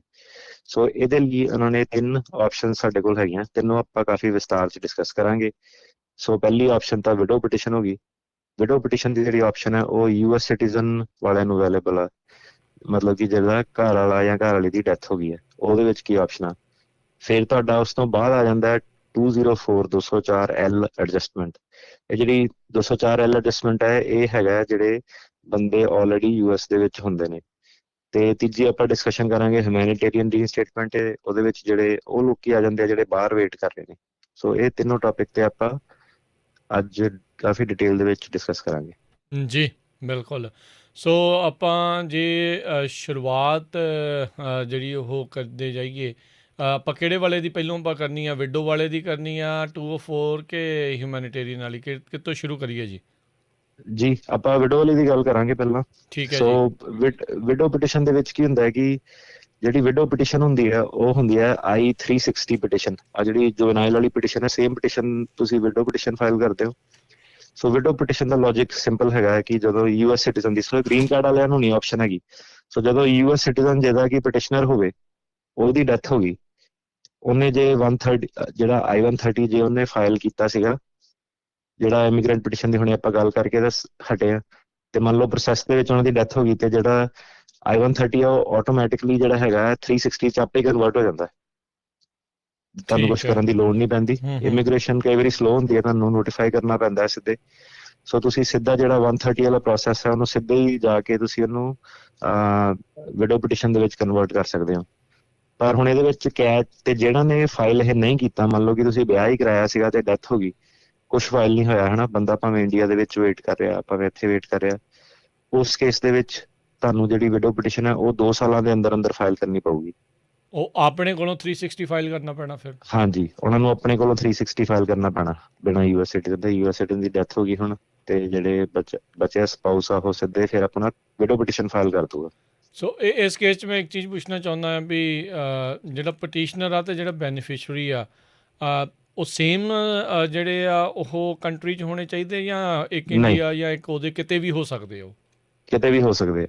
ਕੋਈ ਉਮਰ ਦਾ ਵੀ ਇਸ ਦੇ ਵਿੱਚ ਲਿਹਾਜ਼ ਹੈਗਾ ਆ, ਜਾਂ ਵੀ ਇੰਨਾ ਮਿਨੀਮਮ ਜਾਂ ਇੰਨੀ ਮੈਕਸਿਮਮ ਜਾਂ ਕੁਛ ਇੱਦਾਂ ਦਾ ਹੁੰਦਾ ਹੈ? ਇਹਦਾ ਦਾ ਕੋਈ ਇਹਦੇ ਵਿੱਚ ਫਰਕ ਨਹੀਂ ਪੈਂਦਾ। ਠੀਕ US ਹੈ। ਸਿਟੀਜ਼ਨ ਨਾਲ ਵਿਆਹ ਹੋਣਾ ਚਾਹੀਦਾ, ਉਹ ਰਿਕੁਆਇਰਮੈਂਟ ਹੈ। ਤੇ ਦੂਜੀ ਰਿਕੁਆਇਰਮੈਂਟ ਹੈ ਕਿ ਜੇ ਤਾਂ ਪੈਂਡਿੰਗ ਆ ਪਟੀਸ਼ਨ ਜਾਂ ਅਪਰੂਵ ਆ, ਉਹ ਆਟੋਮੈਟਿਕਲੀ ਕਨਵਰਟ ਹੋ ਜੂਗੀ। ਠੀਕ ਹੈ। ਤੇ ਜੇ ਉਹਨਾਂ ਨੇ ਫਾਈਲ ਨਹੀਂ ਕੀਤੀ ਤੇ ਫਿਰ ਜਿਹੜਾ ਸਰਵਾਈਵਿੰਗ ਰਿਲੇਟਿਵ ਹੈਗਾ, ਭਾਵੇਂ ਇੰਡੀਆ 'ਚ ਭਾਵੇਂ ਇੱਥੇ ਹੈ, ਉਹ 360 ਫਾਈਲ ਕਰ ਦੂਗਾ। ਜੀ ਠੀਕ ਹੈ ਜੀ। ਸੋ ਇਹ ਜਿਹੜੀਆਂ ਰਿਕੁਆਇਰਮੈਂਟਸ ਜਿੱਦਾਂ ਤੁਸੀਂ ਦੱਸਿਆ, ਵੀ ਇਸ ਤੋਂ ਇਲਾਵਾ ਵੀ ਹੋਰ ਕੋਈ ਰਿਕੁਆਇਰਮੈਂਟਸ ਜਿਹੜੀਆਂ ਹੈਗੀਆਂ ਵੀ US ਸਿਟੀਜ਼ਨ ਦਾ, ਮੈਰਿਡ, ਪੈਂਡਿੰਗ, ਅਪਰੂਵਡ ਜਾਂ ਨਹੀਂ ਤਾਂ 2 ਸਾਲ ਦੇ ਵਿੱਚ ਵਿੱਚ, ਉਸ ਤੋਂ ਇਲਾਵਾ ਹੋਰ ਕੀ ਕੀ ਰਿਕੁਆਇਰਮੈਂਟਸ ਹੈਗੀਆਂ ਇਸ ਦੇ ਲਈ? ਜੀ, ਹੁਣ ਇਹਦੇ ਵਿੱਚ ਇਹ ਹੈ ਕਿ ਸਭ ਤੋਂ ਪਹਿਲਾਂ ਇਹ ਹੈ ਕਿ ਤੁਹਾਡਾ ਵਿਆਹ ਜਿਹੜਾ ਉਹ ਲਾਸਟ ਹੋਣਾ ਚਾਹੀਦਾ ਜਦ ਤੱਕ ਡੈਥ ਹੋਈ ਹੈ ਨਾ, ਤਦ ਤੱਕ ਤੁਸੀਂ ਮੈਰਿਡ ਹੋਣੇ ਚਾਹੀਦੇ ਹੋ। ਠੀਕ ਹੈ। ਸੋ ਜਿਹੜਾ 360 ਪਟੀਸ਼ਨ ਹੈ ਉਹ ਤੁਸੀਂ 2 ਸਾਲ ਡੈਥ ਦੇ ਅੰਦਰ, ਡੈਥ ਤੋਂ 2 ਸਾਲ ਦੇ ਅੰਦਰ ਅੰਦਰ ਲਾਣਾ। ਦੁਬਾਰਾ ਤੁਸੀਂ ਵਿਆਹ ਨਹੀਂ ਕਰ ਸਕਦੇ, ਰੀਮੈਰੀ ਨਹੀਂ ਕਰ ਸਕਦੇ ਜਦ ਤੱਕ ਤੁਹਾਡੇ ਕੋਲ ਗ੍ਰੀਨ ਕਾਰਡ ਨਹੀਂ ਆਉਂਦਾ। ਤੇ ਮੁੱਖ ਜਿਹੜੀ ਇਹਦੀ ਰਿਕੁਆਇਰਮੈਂਟ ਇਹ ਹੈ ਕਿ ਤੁਹਾਡਾ ਡਿਵੋਰਸ ਜਾਂ ਲੀਗਲ ਸੈਪਰੇਸ਼ਨ ਨਹੀਂ ਹੋਣੀ ਚਾਹੀਦੀ। ਮਤਲਬ ਤੁਸੀਂ ਇਹ ਪ੍ਰੂਵ ਕਰਨਾ ਹੈ ਕਿ ਤੁਸੀਂ ਤੁਹਾਡਾ ਜਿਹੜਾ ਰਿਲੇਸ਼ਨਸ਼ਿਪ ਹੈ ਉਹ ਵਧੀਆ ਤਰੀਕੇ ਨਾਲ ਚੱਲ ਰਿਹਾ ਸੀਗਾ, ਕੋਈ ਡਿਵੋਰਸ ਦਾ ਜਾਂ ਲੀਗਲ ਸੈਪਰੇਸ਼ਨ ਦਾ ਮਸਲਾ ਨਹੀਂ ਹੈਗਾ।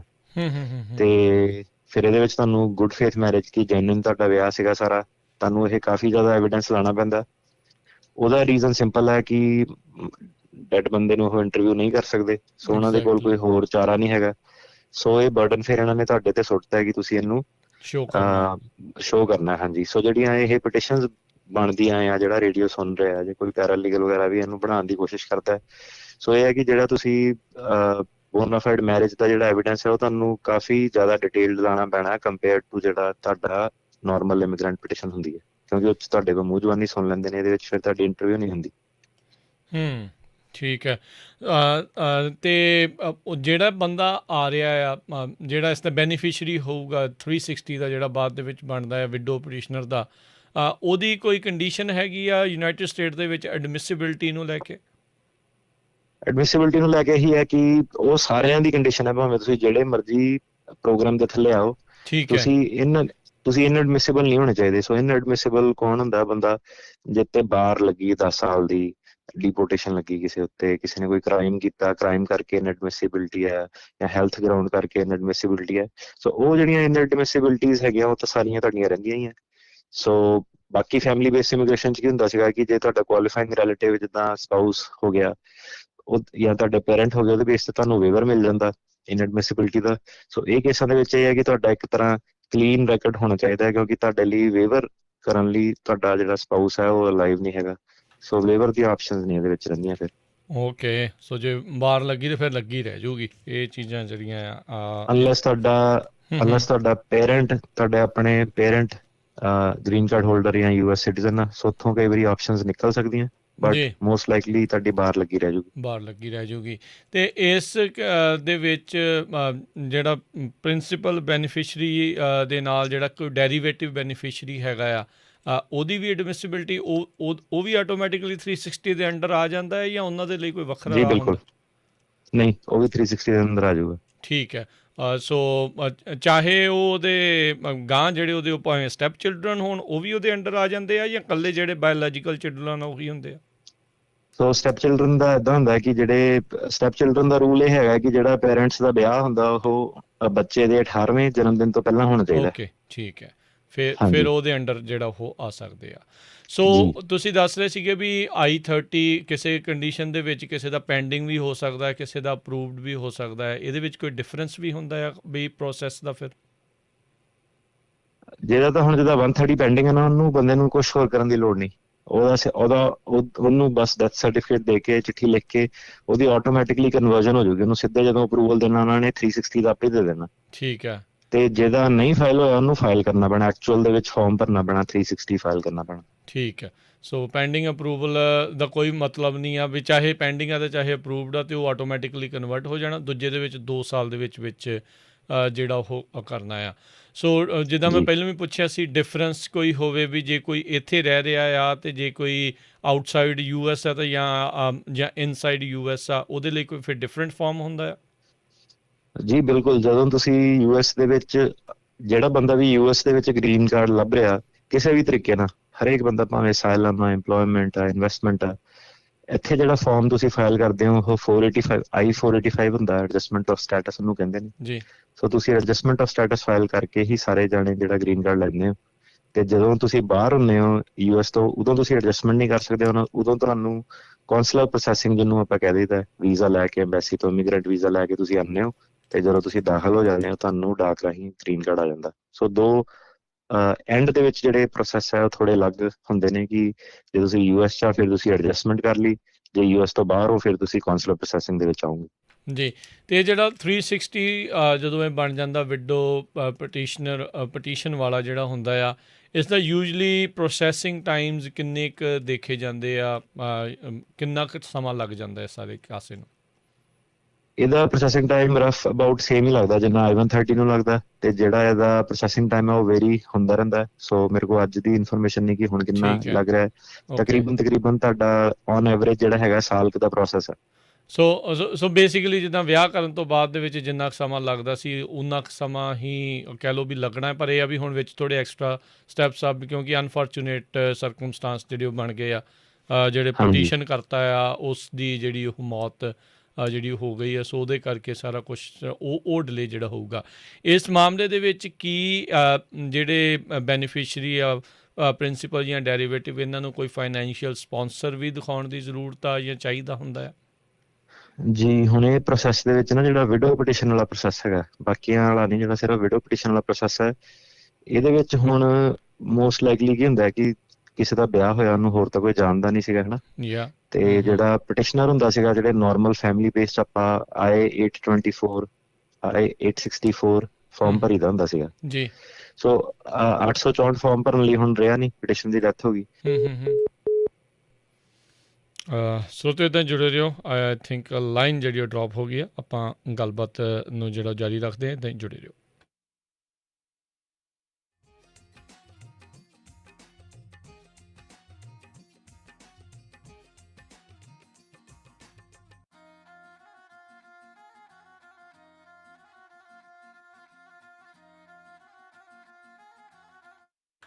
ਇੱਕ ਜਿਹੜਾ ਫਾਈਨੈਂਸ਼ੀਅਲ ਸਪਾਂਸਰ, ਇਹਦੇ ਵਿੱਚ ਨਾ ਤੁਹਾਨੂੰ ਐਗਜ਼ੈਂਪਸ਼ਨ ਲੈਣੀ ਪੈਂਦੀ ਹੈ, ਤੇ ਐਗਜ਼ੈਂਪਸ਼ਨ ਦੇ ਦਿੰਦੇ ਨੇ। ਤੇ ਇਹਦੇ ਵਿੱਚ ਤੁਹਾਡਾ ਜਿਹੜਾ ਸਟੈਂਡਰਡ ਜਿਹੜਾ ਫਾਈਨੈਂਸ਼ੀਅਲ ਡਾਕੂਮੈਂਟਸ ਆ, ਟੈਕਸ ਰਿਟਰਨ ਵਗੈਰਾ, ਉਹ ਸਾਰੀਆਂ ਮਾਫ ਹੁੰਦੀਆਂ। ਸੋ ਤੁਸੀਂ ਉਹਨਾਂ ਨੂੰ ਐਗਜ਼ੈਂਪਸ਼ਨ ਲੈ ਸਕਦੇ ਹੋ, ਸਿੰਪਲੀ ਦੱਸ ਕੇ ਕਿ ਪਟੀਸ਼ਨਰ ਦੀ ਡੈਥ ਹੋ ਗਈ ਹੈ ਤੇ ਸੋ ਫਿਰ ਉਹਨਾਂ ਪੋਸੀਬਲ ਨੂੰ ਨਹੀਂ ਫਿਰ ਹੈਗਾ, ਫਾਈਨੈਂਸ਼ੀਅਲ ਸਪਾਂਸਰ ਲਾਉਣ ਦੀ ਜਿਹੜੀ ਉਹ ਜ਼ਰੂਰਤ ਨਹੀਂ ਰਹਿੰਦੀ। ਨਹੀਂ ਠੀਕ ਪੈਂਦੀ। ਜੀ। ਅਤੇ ਹੁਣ ਆਪਾਂ ਇਹ ਕੀ ਵਿਡੋ ਪਟੀਸ਼ਨ ਦਾ ਹੁਣ ਆਪਾਂ ਤਕਰੀਬਨ ਸਾਰਾ ਕੁਛ ਕਲੀਅਰ ਕਰ ਦਿੱਤਾ, ਆਪਾਂ ਸਾਰਾ ਕੁਛ ਕਵਰ ਕਰ ਲਿਆ, ਕੁਛ ਰਹਿ ਤਾਂ ਨਹੀਂ ਗਿਆ ਜੀ ਵਿੱਚ ਇਹਦੇ? ਜੀ ਰਫ ਅਬਾਊਟ ਸਾਰਾ ਕਲੀਅਰ ਕਰ ਲਿਆ ਆਪਾਂ। ਠੀਕ ਹੈ ਜੀ। ਹੁਣ ਆਪਾਂ ਅਗਲੇ ਜਿਹੜੇ ਆ ਇਸ ਹੋਰ ਜਿਹੜੀ ਰਿਲੀਫ ਹੁੰਦੀ ਆ ਉਸ ਦੇ ਉੱਤੇ ਨਜ਼ਰ ਮਾਰੀਏ। 204 ਐਡਜਸਟਮੈਂਟ, ਜੀ ਇਹ ਜੀ ਜਿਹੜਾ ਦੱਸਿਓ ਜੀ ਇਹ ਕੀ ਹੁੰਦੀ ਹੈ ਐਡਜਸਟਮੈਂਟ, ਕੀ ਆਖਦੀ ਆ? ਜੀ ਸੋ ਜਿਹੜਾ ਪਹਿਲਾ ਵਾਲਾ ਸਿਨੈਰੀਓ ਸੀਗਾ ਸਪੈਸੀਫਿਕ ਸਿਟੀਜ਼ਨ ਦੀ ਗੱਲ ਕੀਤੀ ਆਪਾਂ, ਹੈ ਨਾ, ਸਿਟੀਜ਼ਨ ਪਟੀਸ਼ਨਰ। ਹੂੰ ਹੂੰ ਜਿਹੜਾ 204L ਐਡਜਸਟਮੈਂਟ ਆ, ਇਹਦੇ ਵਿੱਚ ਤੇ ਉਹਦੇ ਵਿੱਚ ਆਪਾਂ ਗੱਲ ਕੀਤੀ ਸਿੱਧੇ ਆਪਣੇ ਵਿਡੋ ਪਟੀਸ਼ਨਰ ਦੀ। ਸੋ ਹੁਣ ਜਿਹੜਾ 204L ਐਡਜਸਟਮੈਂਟ ਆ, ਜਿੱਦਾਂ ਕਿ ਆਪਾਂ ਗੱਲ ਕੀਤੀ ਕਿ ਐਡਜਸਟਮੈਂਟ, ਇਹਦਾ ਮਤਲਬ ਕਿ US ਦੇ ਵਿੱਚ ਬੰਦਾ ਹੋਣਾ ਚਾਹੀਦਾ ਪਹਿਲੀ ਗੱਲ ਤਾਂ। ਸੋ ਇਹਦਾ ਜਿਹੜਾ 204L ਐਡਜਸਟਮੈਂਟ ਆ, ਇਹਦੇ ਵਿੱਚ ਜਿਹੜਾ ਭਾਵੇਂ ਪ੍ਰਿੰਸੀਪਲ ਹੋਵੇ, ਭਾਵੇਂ ਡੈਰੀਵੇਟਿਵ ਬੈਨੀਫੀਸ਼ੀਅਰੀ ਹੋਵੇ, ਜਿਹੜਾ ਵੀ I-130 ਦਾ, ਜੀ। ਭਾਵੇਂ ਪਟੀਸ਼ਨਰ US ਸਿਟੀਜ਼ਨ ਸੀਗਾ, ਭਾਵੇਂ ਗ੍ਰੀਨ ਕਾਰਡ ਹੋਲਡਰ ਸੀਗਾ, ਸੋ ਉਹਨਾਂ ਨੂੰ ਇਹ ਆਪਸ਼ਨ ਅਵੇਲੇਬਲ ਆ।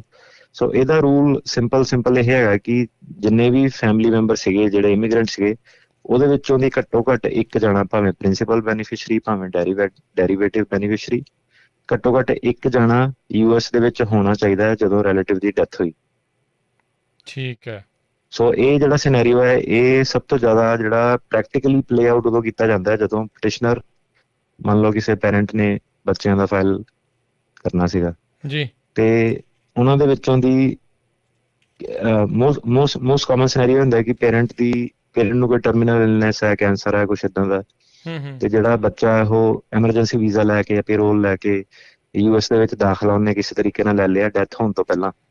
ਹੂੰ ਹੂੰ ਸੋ ਜਦੋਂ ਉਹ ਏਦਾਂ ਕਰ ਲੈਂਦੇ ਨੇ ਤੇ ਫਿਰ ਉਹਨਾਂ ਨੂੰ ਸਿੱਧੇ 204L ਐਡਜਸਟਮੈਂਟ ਦੀ ਆਪਸ਼ਨ ਮਿਲ ਜਾਂਦੀ ਹੈ। ਓਕੇ। ਸੋ ਮੌਤ, ਜਦੋਂ ਪਟੀਸ਼ਨਰ ਦੀ ਮੌਤ ਹੋਈ ਆ, ਚਾਹੇ ਉਹ ਗ੍ਰੀਨ ਕਾਰਡ ਹੋਲਡਰ ਸੀਗਾ ਤੇ ਚਾਹੇ ਉਹ ਸਿਟੀਜ਼ਨ ਸੀਗਾ, ਤੇ ਜੇ ਉਹਨਾਂ ਦਾ ਜਿੱਦਾਂ ਤੁਸੀਂ ਕਿਹਾ ਵੀ ਆਈਦਰ ਪ੍ਰਿੰਸੀਪਲ ਜਾਂ ਡੈਰੀਵੇਟਿਵ ਬੈਨੀਫੀਸ਼ਰੀ ਉਹਨਾਂ ਦੇ ਕੋਲ ਉਸ ਟਾਈਮ US ਦੇ ਵਿੱਚ ਮੌਜੂਦ ਆ, ਤੇ ਉਹ ਆਟੋਮੈਟਿਕਲੀ 204L ਦੇ ਅੰਦਰ ਜਿਹੜੇ ਉਹ ਆ ਜਾਂਦੇ ਆ। ਇਹ ਇਸ ਦੇ ਲਈ ਇਹ ਫਿਰ ਕੋਈ ਖੁਦ ਫਾਰਮ ਵਗੈਰਾ ਵੀ ਭਰਨਾ ਪੈਂਦਾ ਆ, ਜਾਂ ਇਹ ਜਿੱਦਾਂ 130 ਆਟੋਮੈਟਿਕਲੀ 360 'ਚ ਉੱਥੇ ਚੇਂਜ ਹੋ ਜਾਂਦਾ ਸੀਗਾ, ਇਹ ਵੀ ਆਟੋਮੈਟਿਕਲੀ ਹੋ ਜਾਂਦਾ ਹੈ? ਇਹ ਜੀ ਥੋੜਾ ਜਿਹਾ ਟੈਕਨੀਕਲ ਪ੍ਰੋਸੈਸ ਹੈ, ਇਹਨੂੰ ਆਪੇ ਕਰਨ ਦੀ ਕੋਸ਼ਿਸ਼ ਨਾ ਕਰਿਓ, ਪੈਰਾਲੀਗਲ ਵੀ ਪੰਗਾ ਨਾ ਲੈਣ ਇਹਦਾ, ਕਿਉਂਕਿ ਇਹਦੇ ਵਿੱਚ ਤੁਹਾਨੂੰ ਇਹ ਇੰਟਾਈਟਲਮੈਂਟ ਨਹੀਂ ਹੈਗੀ। ਇਹ ਜਿਹੜਾ 204L ਐਡਜਸਟਮੈਂਟ ਹੈਗਾ, ਇਹ ਇੱਕ ਡਿਪਾਰਟਮੈਂਟ ਆਫ ਹੋਮਲੈਂਡ ਸਿਕਿਉਰਿਟੀ ਦਾ ਡਿਸਕ੍ਰੈਸ਼ਨਰੀ ਰਿਲੀਫ ਹੈ। ਓਕੇ। ਸੋ ਉਹਦੇ ਵਿੱਚ ਤੁਹਾਨੂੰ ਪਬਲਿਕ ਇੰਟਰਸਟ ਦੇ ਥੱਲੇ ਕਾਫੀ ਸਾਰੀਆਂ ਤੁਹਾਨੂੰ ਨਾ ਆਰਗੂਮੈਂਟਸ ਬੇਸਿਕਲੀ ਪ੍ਰੈਜ਼ੈਂਟ ਕਰਨੀਆਂ ਪੈਂਦੀਆਂ ਕਿ ਜਿਹੜੇ ਪੋਜ਼ਿਟਿਵ ਫੈਕਟਰ ਹੈ ਉਹ ਤੁਹਾਡੇ ਨੈਗੇਟਿਵ ਫੈਕਟਰਸ ਨੂੰ ਆਊਟਵੇ ਕਰਦੇ ਨੇ। ਠੀਕ ਸੋ ਹੈ। ਜਿਹੜਾ ਇਹਦੇ ਵਿੱਚ ਤੁਹਾਨੂੰ ਕਾਫੀ ਜ਼ਿਆਦਾ ਬਰੀਫਿੰਗਸ ਵਗੈਰਾ ਸਬਮਿਟ ਕਰਨੀਆਂ ਪੈਂਦੀਆਂ ਸੈਕਸ਼ਨ 204L ਦੇ ਥੱਲੇ। ਠੀਕ ਹੈ। ਤੇ ਇਹ ਫਿਰ ਗੈਰੰਟੀਡ ਪ੍ਰੋਸੈਸ ਤਾਂ ਨਹੀਂ ਹੈਗਾ ਫਿਰ, ਜਿੱਦਾਂ ਇਹ ਗਰੰਟਿਡ ਪ੍ਰੋਸੈਸ ਨਹੀਂ ਹੈਗਾ। ਇਹਦੇ ਵਿੱਚ ਤੁਹਾਡੀ ਫਿਰ ਕੁਆਲਿਟੀ ਆਫ ਰਾਈਟਿੰਗ, ਕਿੱਦਾਂ ਦੇ ਤੁਸੀਂ ਆਰਗੂਮੈਂਟਸ ਦਿੰਦੇ ਹੋ, ਸਾਰਾ ਇਹ ਉਸ ਬੇਸ ਤੇ ਪ੍ਰੋਸੈਸ ਆ ਜਾਂਦਾ ਹੈ। ਸੋ ਜਿਹੜਾ ਜਦੋਂ ਵਿਡੋ ਪਟੀਸ਼ਨ ਹੈ ਉਹ ਗਰੰਟਿਡ ਸੀਗਾ। ਠੀਕ ਹੈ। ਗਰੰਟਿਡ ਇਨ ਦਾ ਸੈਂਸ ਕਿ ਉਹ ਸ਼ੋਰ ਸ਼ਾਰਟ ਐਸਟੈਬਲਿਸ਼ਡ ਪ੍ਰੋਸੈਸ ਹੈਗਾ। ਜਿਹੜਾ 204L ਐਡਜਸਟਮੈਂਟ ਹੈ, ਇਹਦੇ ਵਿੱਚ ਫਿਰ ਉਹਨਾਂ ਨੇ ਮਰਜ਼ੀ ਉਹਨਾਂ ਦੀ ਕਿ ਕਿਹੜੇ ਕੇਸ ਉਹਨਾਂ ਨੇ ਅਪਰੂਵ ਕਰਨੇ ਨੇ, ਕਿਹੜੇ ਕੇਸ ਉਹਨਾਂ ਨੇ ਡਿਨਾਈ ਕਰਨੇ ਨੇ। ਠੀਕ ਹੈ। ਤੇ ਇਹਦੇ ਵਿੱਚ ਜਿੱਦਾਂ ਕਿ ਵੀ ਗ੍ਰੀਨ ਕਾਰਡ ਸਿਟੀਜ਼ਨ ਆ, ਤੇ 130 ਅਪਲਾਈ ਕੀਤਾ ਹੋਇਆ ਜ਼ਰੂਰੀ ਆ, ਉਹ ਹੋਣਾ ਜ਼ਰੂਰੀ ਆ? ਜਿੱਦਾਂ ਵਿਡੋ ਵਾਲੇ ਦੇ ਵਿੱਚ ਆ ਵੀ ਜੇ ਨਹੀਂ ਆ ਤੇ 2 ਸਾਲ ਦੇ ਵਿੱਚ ਉਹ ਕਰ ਸਕਦੇ ਆ, ਇਹਦੇ ਵਿੱਚ ਇੱਦਾਂ ਦੀ ਗੱਲ ਨਹੀਂ? ਨਹੀਂ, ਇਹਦੇ ਵਿੱਚ ਵੀ ਪੈਂਡਿੰਗ ਤੇ ਵੀ ਡੈਥ ਹੋ ਸਕਦੀ ਹੈ, ਅਪਰੂਵ ਤੇ ਵੀ ਡੈਥ ਹੋ ਸਕਦੀ ਹੈ। ਸੋ ਇਹਦੇ ਵਿੱਚ ਅਪਲਾਈ ਕੀਤਾ ਹੋਣਾ ਚਾਹੀਦਾ, ਮਤਲਬ ਅਪਲਾਈ ਕੀਤਾ ਹੋਣਾ ਚਾਹੀਦਾ। ਹਾਂਜੀ। ਸੋ ਉਹ ਇੱਕ ਕੰਡੀਸ਼ਨ ਜਿਹੜੀ ਇਸ ਦੇ ਵਿੱਚ ਹੈਗੀ ਹੈ, ਜਿੱਦਾਂ ਵਿਡੋ ਵਾਲੇ 'ਚ ਉਹ ਨਹੀਂ ਸੀਗੀ ਵੀ ਉਹ ਦੂਜੇ ਰੂਪ ਦੇ ਵਿੱਚ ਵੀ ਹੈਗੀ ਆ। ਹਾਂਜੀ, ਪਰ ਇਹਦੇ ਵਿੱਚ ਨਾ ਤੁਹਾਡੇ ਜਿਹੜੀਆਂ ਫਿਰ ਤੁਹਾਡੇ ਫਾਈਲ ਕਰਨ ਦੇ ਤਰੀਕੇ ਆ, ਜਿਹੜਾ ਤੁਸੀਂ ਇਮੀਗ੍ਰੇਸ਼ਨ ਨਾਲ, ਜਿੱਦਾਂ ਮੈਂ ਦੱਸਿਆ ਕਿ ਉਹਨਾਂ ਨੇ ਅਪਰੂਵ ਕਰਨਾ ਕਿ ਨਹੀਂ ਕਰਨਾ, ਇਹਦੇ ਵਿੱਚ ਨਾ ਤੁਸੀਂ ਰਿਲੀਫ ਜਿਹੜਾ ਉਹ ਸਹੀ ਤਰ੍ਹਾਂ ਮੰਗਣਾ ਇਮੀਗ੍ਰੇਸ਼ਨ ਤੋਂ। ਇੱਕ ਜੇ ਤਾਂ ਤੁਹਾਡਾ ਪੈਂਡਿੰਗ ਹੀ ਹੈਗਾ ਨਾ, ਤੇ ਉਹ ਤਾਂ ਉਹਦੀਆਂ ਆਰਗੂਮੈਂਟਸ ਹੋ ਰਿਹਾ। ਜੇ ਤੁਹਾਡਾ ਆਲਰੇਡੀ ਅਪਰੂਵ ਹੋ ਗਿਆ ਸੀਗਾ, ਸੋ ਫਿਰ ਉਹਨੂੰ ਤੁਸੀਂ ਰੀਇਨਸਟੇਟ ਕਰਵਾਉਣਾ। ਸੋ ਤੁਹਾਡੀ ਰਿਕੁਐਸਟ ਡਿਫਰੈਂਟ ਹੈਗੀ ਹੈ ਕਿ ਆਲਰੇਡੀ ਅਪਰੂਵ ਸੀਗਾ, ਉਹਨੂੰ ਹੁਣ ਹੋਰ ਐਕਟਿਵਲੀ ਅਪਲਾਈ ਕਰਨਾ। ਸੋ ਤੁਹਾਡੇ ਜਿਹੜੇ ਥੋੜੇ ਫਾਈਲ ਕਰਨ ਦੇ ਦੋਨਾਂ ਦੇ ਤਰੀਕੇ ਅਲੱਗ ਹੋ ਜਾਂਦੇ ਨੇ, ਪਰ ਦੋਨੋਂ ਕੇਸਿਸ ਦੇ ਵਿੱਚ ਭਾਵੇਂ ਪੈਂਡਿੰਗ ਹੋਵੇ ਭਾਵੇਂ ਅਪਰੂਵ ਹੋਵੇ, ਦੋਨਾਂ 'ਚ ਚੱਲ ਬਣ ਜਾਂਦੀ ਹੈ ਜੀ। ਸੋ ਡਿਫਰੈਂਸ ਦੋਨਾਂ ਦੇ ਵਿੱਚ ਫਿਰ ਹੈਗਾ, ਪ੍ਰੋਸੈਸ ਦਾ ਵੀ ਦੋਨਾਂ ਦਾ ਫਿਰ ਡਿਫਰੈਂਸ ਆ, ਪੈਂਡਿੰਗ ਤੇ ਅਪਰੂਵਡ ਪਟੀਸ਼ਨ ਦਾ? ਹਾਂਜੀ, ਬਿਲਕੁਲ ਸਲਾਈਟਲੀ ਡਿਫਰੈਂਸ ਹੈ ਕਿਹੜੇ ਤਰੀਕੇ ਨਾਲ ਤੁਸੀਂ ਫਾਈਲ ਕਰਦੇ ਹੋ। ਓਕੇ। ਉਹ ਸਾਡੀ ਆਡੀਅנס ਨੂੰ ਮੇਰੇ ਖਿਆਲ ਇੰਨੀ ਟੈਕਨੀਕਲੀ ਕੋਈ ਬੈਨੀਫਿਟ ਨਹੀਂ ਹੋਣਾ ਉਸ ਡਿਸਕਸ਼ਨ ਦਾ। ਓਕੇ, ਪਰ ਇਹ ਵੀ ਡਿਫਰੈਂਸ ਹੈ। ਹਾਂਜੀ, ਇੱਕ ਮਤਲਬ ਇੱਕ ਹੋ ਗਿਆ ਕਿ ਰੈਵੋਕੇਸ਼ਨ ਹੋ ਗਈ, ਇੱਕ ਹੋ ਗਿਆ ਰੀਇਨਸਟੇਟਮੈਂਟ, ਕਿ ਤੁਸੀਂ ਉਹਨੂੰ ਇਹ ਤਰਕ ਦੇਣਾ ਕਿ ਇਹ ਆਵਲੀ ਆਰਗੂਮੈਂਟਸ ਦੇ ਕਰਕੇ ਤੁਸੀਂ ਜਿਹੜਾ ਪੁਰਾਣਾ ਪੈਂਡਿੰਗ ਹੈ ਉਹਨੂੰ ਤੁਸੀਂ ਜਾਂ ਤਾਂ ਚੱਲਦਾ ਰੱਖ ਦਿਓ, ਜਾਂ ਫਿਰ ਤੁਹਾਡਾ ਜੇ ਉਹਨਾਂ ਨੇ ਆਲਰੇਡੀ ਅਪਰੂਵ ਹੋ ਗਿਆ ਸੀਗਾ ਉਹਨੂੰ ਤੁਸੀਂ ਰੀਇਨਸਟੇਟ ਕਰੋ। ਸੋ ਤੁਹਾਡੀਆਂ ਆਰਗੂਮੈਂਟਸ ਥੋੜ੍ਹੀਆਂ ਡਿਫਰੈਂਟਲੀ ਪ੍ਰੈਜ਼ੈਂਟ ਹੋਊਗੀਆਂ। ਜੀ, ਇਸ ਤੋਂ ਪਹਿਲਾਂ ਤੁਸੀਂ ਇੱਕ ਸ਼ਬਦ ਵਰਤਿਆ ਸੀ ਪਬਲਿਕ ਇੰਟਰਸਟ ਦੇ ਲਈ, ਵੀ ਆਪਣੇ ਜਿਹੜੇ ਬੈਨੀਫਿਟ ਆ ਉਹ ਦਿਖਾਉਣੇ ਆ, ਕੌਨਸ ਦੇ ਨਾਲੋਂ ਵੀ ਨੁਕਸਾਨ ਨਹੀਂ ਆ। ਸੋ ਕੀ ਪਬਲਿਕ ਇੰਟਰਸਟ ਸੁਣਨ ਨੂੰ ਪਬਲਿਕ ਚਾਰਜ ਦੇ ਨਾਲ ਮਿਲਦਾ ਜੁਲਦਾ ਲੱਗਦਾ ਹੈ, ਕਿ ਇਹ ਉੱਦਾਂ ਦੇ ਨਾਲ ਸੰਬੰਧਿਤ ਗੱਲ ਹੁੰਦੀ ਹੈ ਜਾਂ ਕੋਈ ਟੋਟਲੀ ਡਿਫਰੈਂਟ ਚੀਜ਼ ਹੈ? ਪਬਲਿਕ ਇੰਟਰਸਟ ਹੋ ਗਿਆ ਮੋਸਟਲੀ, ਫੋਰ ਐਗਜ਼ਾਮਪਲ ਇੱਕ ਪੇਰੈਂਟ ਦੀ ਡੈਥ ਹੋ ਗਈ, ਸੋ ਤੁਹਾਡਾ ਜਿਹੜਾ ਦੂਜਾ ਪੇਰੈਂਟ ਹੈ ਜੇ ਹੁਣ ਨਵੇਂ ਸਿਰੇ ਕਰੂਗਾ ਉਹਨੂੰ ਬਹੁਤ ਲੰਬਾ ਟਾਈਮ ਲੱਗੂਗਾ, ਹੈ ਨਾ, ਠੀਕ 10 ਸਾਲ 12 ਸਾਲ। ਹੂੰ ਤੇ ਫੈਮਿਲੀ ਯੂਨਿਟੀ ਇੱਕ ਪਬਲਿਕ ਇੰਟਰਸਟ ਆ ਗਈ ਠੀਕ ਹੈ ਚੀਜ਼ ਕੀ। ਫਿਰ ਦੂਸਰਾ ਇਹ ਆ ਗਿਆ ਕਿ ਪਬਲਿਕ ਇੰਟਰਸਟ ਦੇ ਵਿੱਚ ਤੁਸੀਂ ਇਹ ਦੱਸਣਾ ਹੈ ਕਿ ਇਹ ਸਹੀ ਬੰਦੇ ਆ, ਇੱਥੇ ਆ ਕੇ ਬਰਡਨ ਨਹੀਂ ਬਣੂਗੇ ਗਵਰਨਮੈਂਟ ਦੇ ਉੱਤੇ, ਇਹਨਾਂ ਨੇ ਕੋਈ ਕ੍ਰਾਈਮ ਨਹੀਂ ਕੀਤਾ, ਸਿੱਧਾ ਸਿੱਧਾ ਇਹਨਾਂ ਦਾ ਰੈਕਡ ਆ, ਕੋਈ ਇਹਨਾਂ ਨੂੰ ਹੈਲਥ ਵਾਲੀਆਂ ਕਮਿਊਨੀਕੇਬਲ ਡਿਜ਼ੀਜ਼ਸ ਨਹੀਂ ਹੈਗੀਆਂ ਕਿ ਅਮਰੀਕੀ ਜਿਹੜੀ ਜਨਤਾ ਉਹਨੂੰ ਇਹ ਨੁਕਸਾਨ ਨਹੀਂ ਪਹੁੰਚਾਊਗੇ। ਸੋ ਇਦਾਂ ਦੇ ਸਾਰੇ ਜਿਹੜੇ ਤੁਹਾਨੂੰ ਪਹਿਲੂ ਆ ਉਹ ਸਾਰੇ ਪ੍ਰੈਜ਼ੈਂਟ ਕਰਨੇ ਪੈਣੇ ਨੇ ਕਿ ਕਿਸੇ ਵੀ ਐਂਗਲ ਤੋਂ ਦੇਖ ਲਓ ਕਿ ਓਵਰਆਲ ਅਮਰੀਕਾ ਨੂੰ ਬੈਨੀਫਿਟ ਹੋਊਗਾ। ਤੇ ਇਹ ਪਬਲਿਕ ਇੰਟਰਸਟ ਦੇ ਵਿੱਚ ਗੱਲ ਜਾਂਦੀ ਹੈ ਕਿ ਫੈਮਿਲੀ ਯੂਨਿਟੀ, ਬਾਕੀ ਜਿਹੜੇ ਗ੍ਰੀਨ ਕਾਰਡ ਹੋਲਡਰ ਜਾਂ US ਸਿਟੀਜ਼ਨ ਰਿਲੇਟਿਵ ਨੇ ਉਹਨਾਂ ਨੂੰ ਫਾਇਦਾ ਹੋ ਜਾਊਗਾ ਇਸ ਚੀਜ਼ ਦਾ। ਜੀ, ਸੋ ਪਬਲਿਕ ਇੰਟਰਸਟ ਆਰਗੂਮੈਂਟ। ਠੀਕ ਹੈ ਜੀ। ਸੋ ਆਪਾਂ ਹੁਣ ਦੇਖ ਹੀ ਰਹੇ ਹਾਂ ਵੀ ਮੀਸਲਸ ਆਊਟਬ੍ਰੇਕ ਜਿਹੜੇ ਅਫਗਾਨਿਸਤਾਨ ਦੇ ਵੈਕਿਊਈਜ਼ ਆ ਉਹਨਾਂ ਦੇ ਵਿੱਚ ਆ, ਸੋ ਉਹਨਾਂ ਨੂੰ ਆਉਣ ਤੋਂ ਹਾਲ ਦੀ ਘੜੀ ਜਿਹੜਾ ਉਹ ਰੋਕ ਦਿੱਤਾ, ਕਿਉਂਕਿ ਉਹ ਕਮਿਊਨੀਕੇਬਲ ਡਿਜ਼ੀਜ਼ ਜਿਹੜੀ ਕਾਈਂਡ ਆਫ ਬਣ ਜਾਂਦੀ ਆ। ਸੋ ਚਾਹੁੰਦੇ ਨਹੀਂ ਆ ਵੀ ਅਮਰੀਕੀ ਨਾਗਰਿਕਾਂ ਤੱਕ ਜਿਹੜੀ ਉਹ ਚੀਜ਼ ਪਹੁੰਚੇ। ਸੋ ਕੋਵਿਡ ਦੇ ਕਰਕੇ ਆਲਰੇਡੀ ਆਪਾਂ ਵੇਖਿਆ ਵੀ ਉਹ ਮੈਕਸੀਕੋ ਵਾਲੇ ਬਾਰਡਰ ਦੇ ਉੱਤੇ ਵੀ ਲੋਕਾਂ ਨੂੰ ਪਰੇ ਪਰੇ ਜਿਹੜਾ ਉਹ ਰੱਖਦੇ ਆ, ਉਸੇ ਚੀਜ਼ ਦੀ ਜਿਹੜੀ ਵਰਤੋਂ ਕਰਦੇ ਹੋਏ। ਤੇ ਫਾਈਨੈਂਸ਼ੀਅਲ ਜੀ ਜੀ ਹਾਂਜੀ, ਸਾਰੇ ਜਾਣੇ ਆਪਾਂ ਅੰਦਰ ਆ ਜਾਣਾ, ਬਾਰਡਰ ਖੋਲ ਕੇ ਰੱਖਣਾ ਸਾਰਾ, ਪਰ ਜਿਹੜੇ ਲਾਜ਼ ਇੱਥੇ ਚੱਲਦੇ ਨੇ CDC ਦੀ ਜਿਹੜੀ ਟਾਈਟਲ 42 ਦੇ ਥੱਲੇ ਆਪਾਂ ਦੇਖਿਆ ਕਿ ਟਾਈਟਲ 42 ਐਕਸਪਲਸ਼ਨਸ ਹੈਗੀਆਂ ਕਿ ਬੰਦਾ ਇਮੀਗ੍ਰੇਸ਼ਨ ਲਾਅ ਨੂੰ ਇਵਨ ਟਰੰਪ ਕਰ ਦਿੰਦੇ ਨੇ ਕਿ ਅੰਦਰ ਆ ਨਹੀਂ ਸਕਦੇ, ਤੇ ਜਦ ਤੱਕ CDC ਦੀ ਕਲੀਅਰੈਂਸ ਨਹੀਂ ਆਈ ਉਹ ਸਾਰੇ ਆਏ ਨਹੀਂ। ਬਾਈਡਨ ਵੀ ਭਾਵੇਂ ਪ੍ਰੋ ਇਮੀਗ੍ਰੈਂਟਸ ਆ, ਉਹ ਕੁਛ ਕਰ ਨਹੀਂ ਸਕਦੇ, ਉਹ ਟਾਈਟਲ 42 ਥੱਲੇ ਉਹਨਾਂ ਨੂੰ ਬਾਹਰ ਹੀ ਰੋਕ ਕੇ ਰੱਖਣਾ ਪੈਂਦਾ। ਸੋ ਇਹ ਜਿਹੜੀ ਹੈਲਥ ਗਰਾਊਂਡ ਹੈ, ਇਹ ਜਿਹੜੇ ਕੋਡਸ ਆਲਰੇਡੀ ਲਿਖੇ ਹੋਏ ਨੇ, ਇਹਨੂੰ ਕੋਈ ਵੀ ਪ੍ਰਧਾਨ ਮੰਤਰੀ ਵੀ ਈਵਨ ਬਾਈਪਾਸ ਨਹੀਂ ਕਰ ਸਕਦਾ, ਭਾਵੇਂ ਫਿਰ ਅਫਗਾਨਿਸਤਾਨ ਆ, ਭਾਵੇਂ ਕੋਈ ਬਾਰਡਰ ਤੇ ਆ ਜੀ। ਸੋ ਇਸ ਮਾਮਲੇ ਦੇ ਵਿੱਚ ਫਾਈਨੈਂਸ਼ੀਅਲ ਸਪਾਂਸਰ ਦੀ ਕੀ ਰਿਕੁਆਇਰਮੈਂਟ ਆ? ਜੀ, ਸੋ ਇਹ ਜਿਹੜਾ 204L ਐਡਜਸਟਮੈਂਟ ਹੈ, ਇਹਦੇ ਵਿੱਚ ਸਭ ਤੋਂ ਜ਼ਿਆਦਾ ਜਿਹੜਾ ਪੰਗਾ ਪੈਂਦਾ ਸਪਾਂਸਰ ਦਾ ਹੀ ਪੈਂਦਾ, ਕਿਉਂਕਿ ਇਹਦੇ ਵਿੱਚ ਆਪਾਂ ਨੂੰ ਲੱਭਣਾ ਪੈਂਦਾ ਸਬਸਟੀਟਿਊਟਡ ਸਪਾਂਸਰ।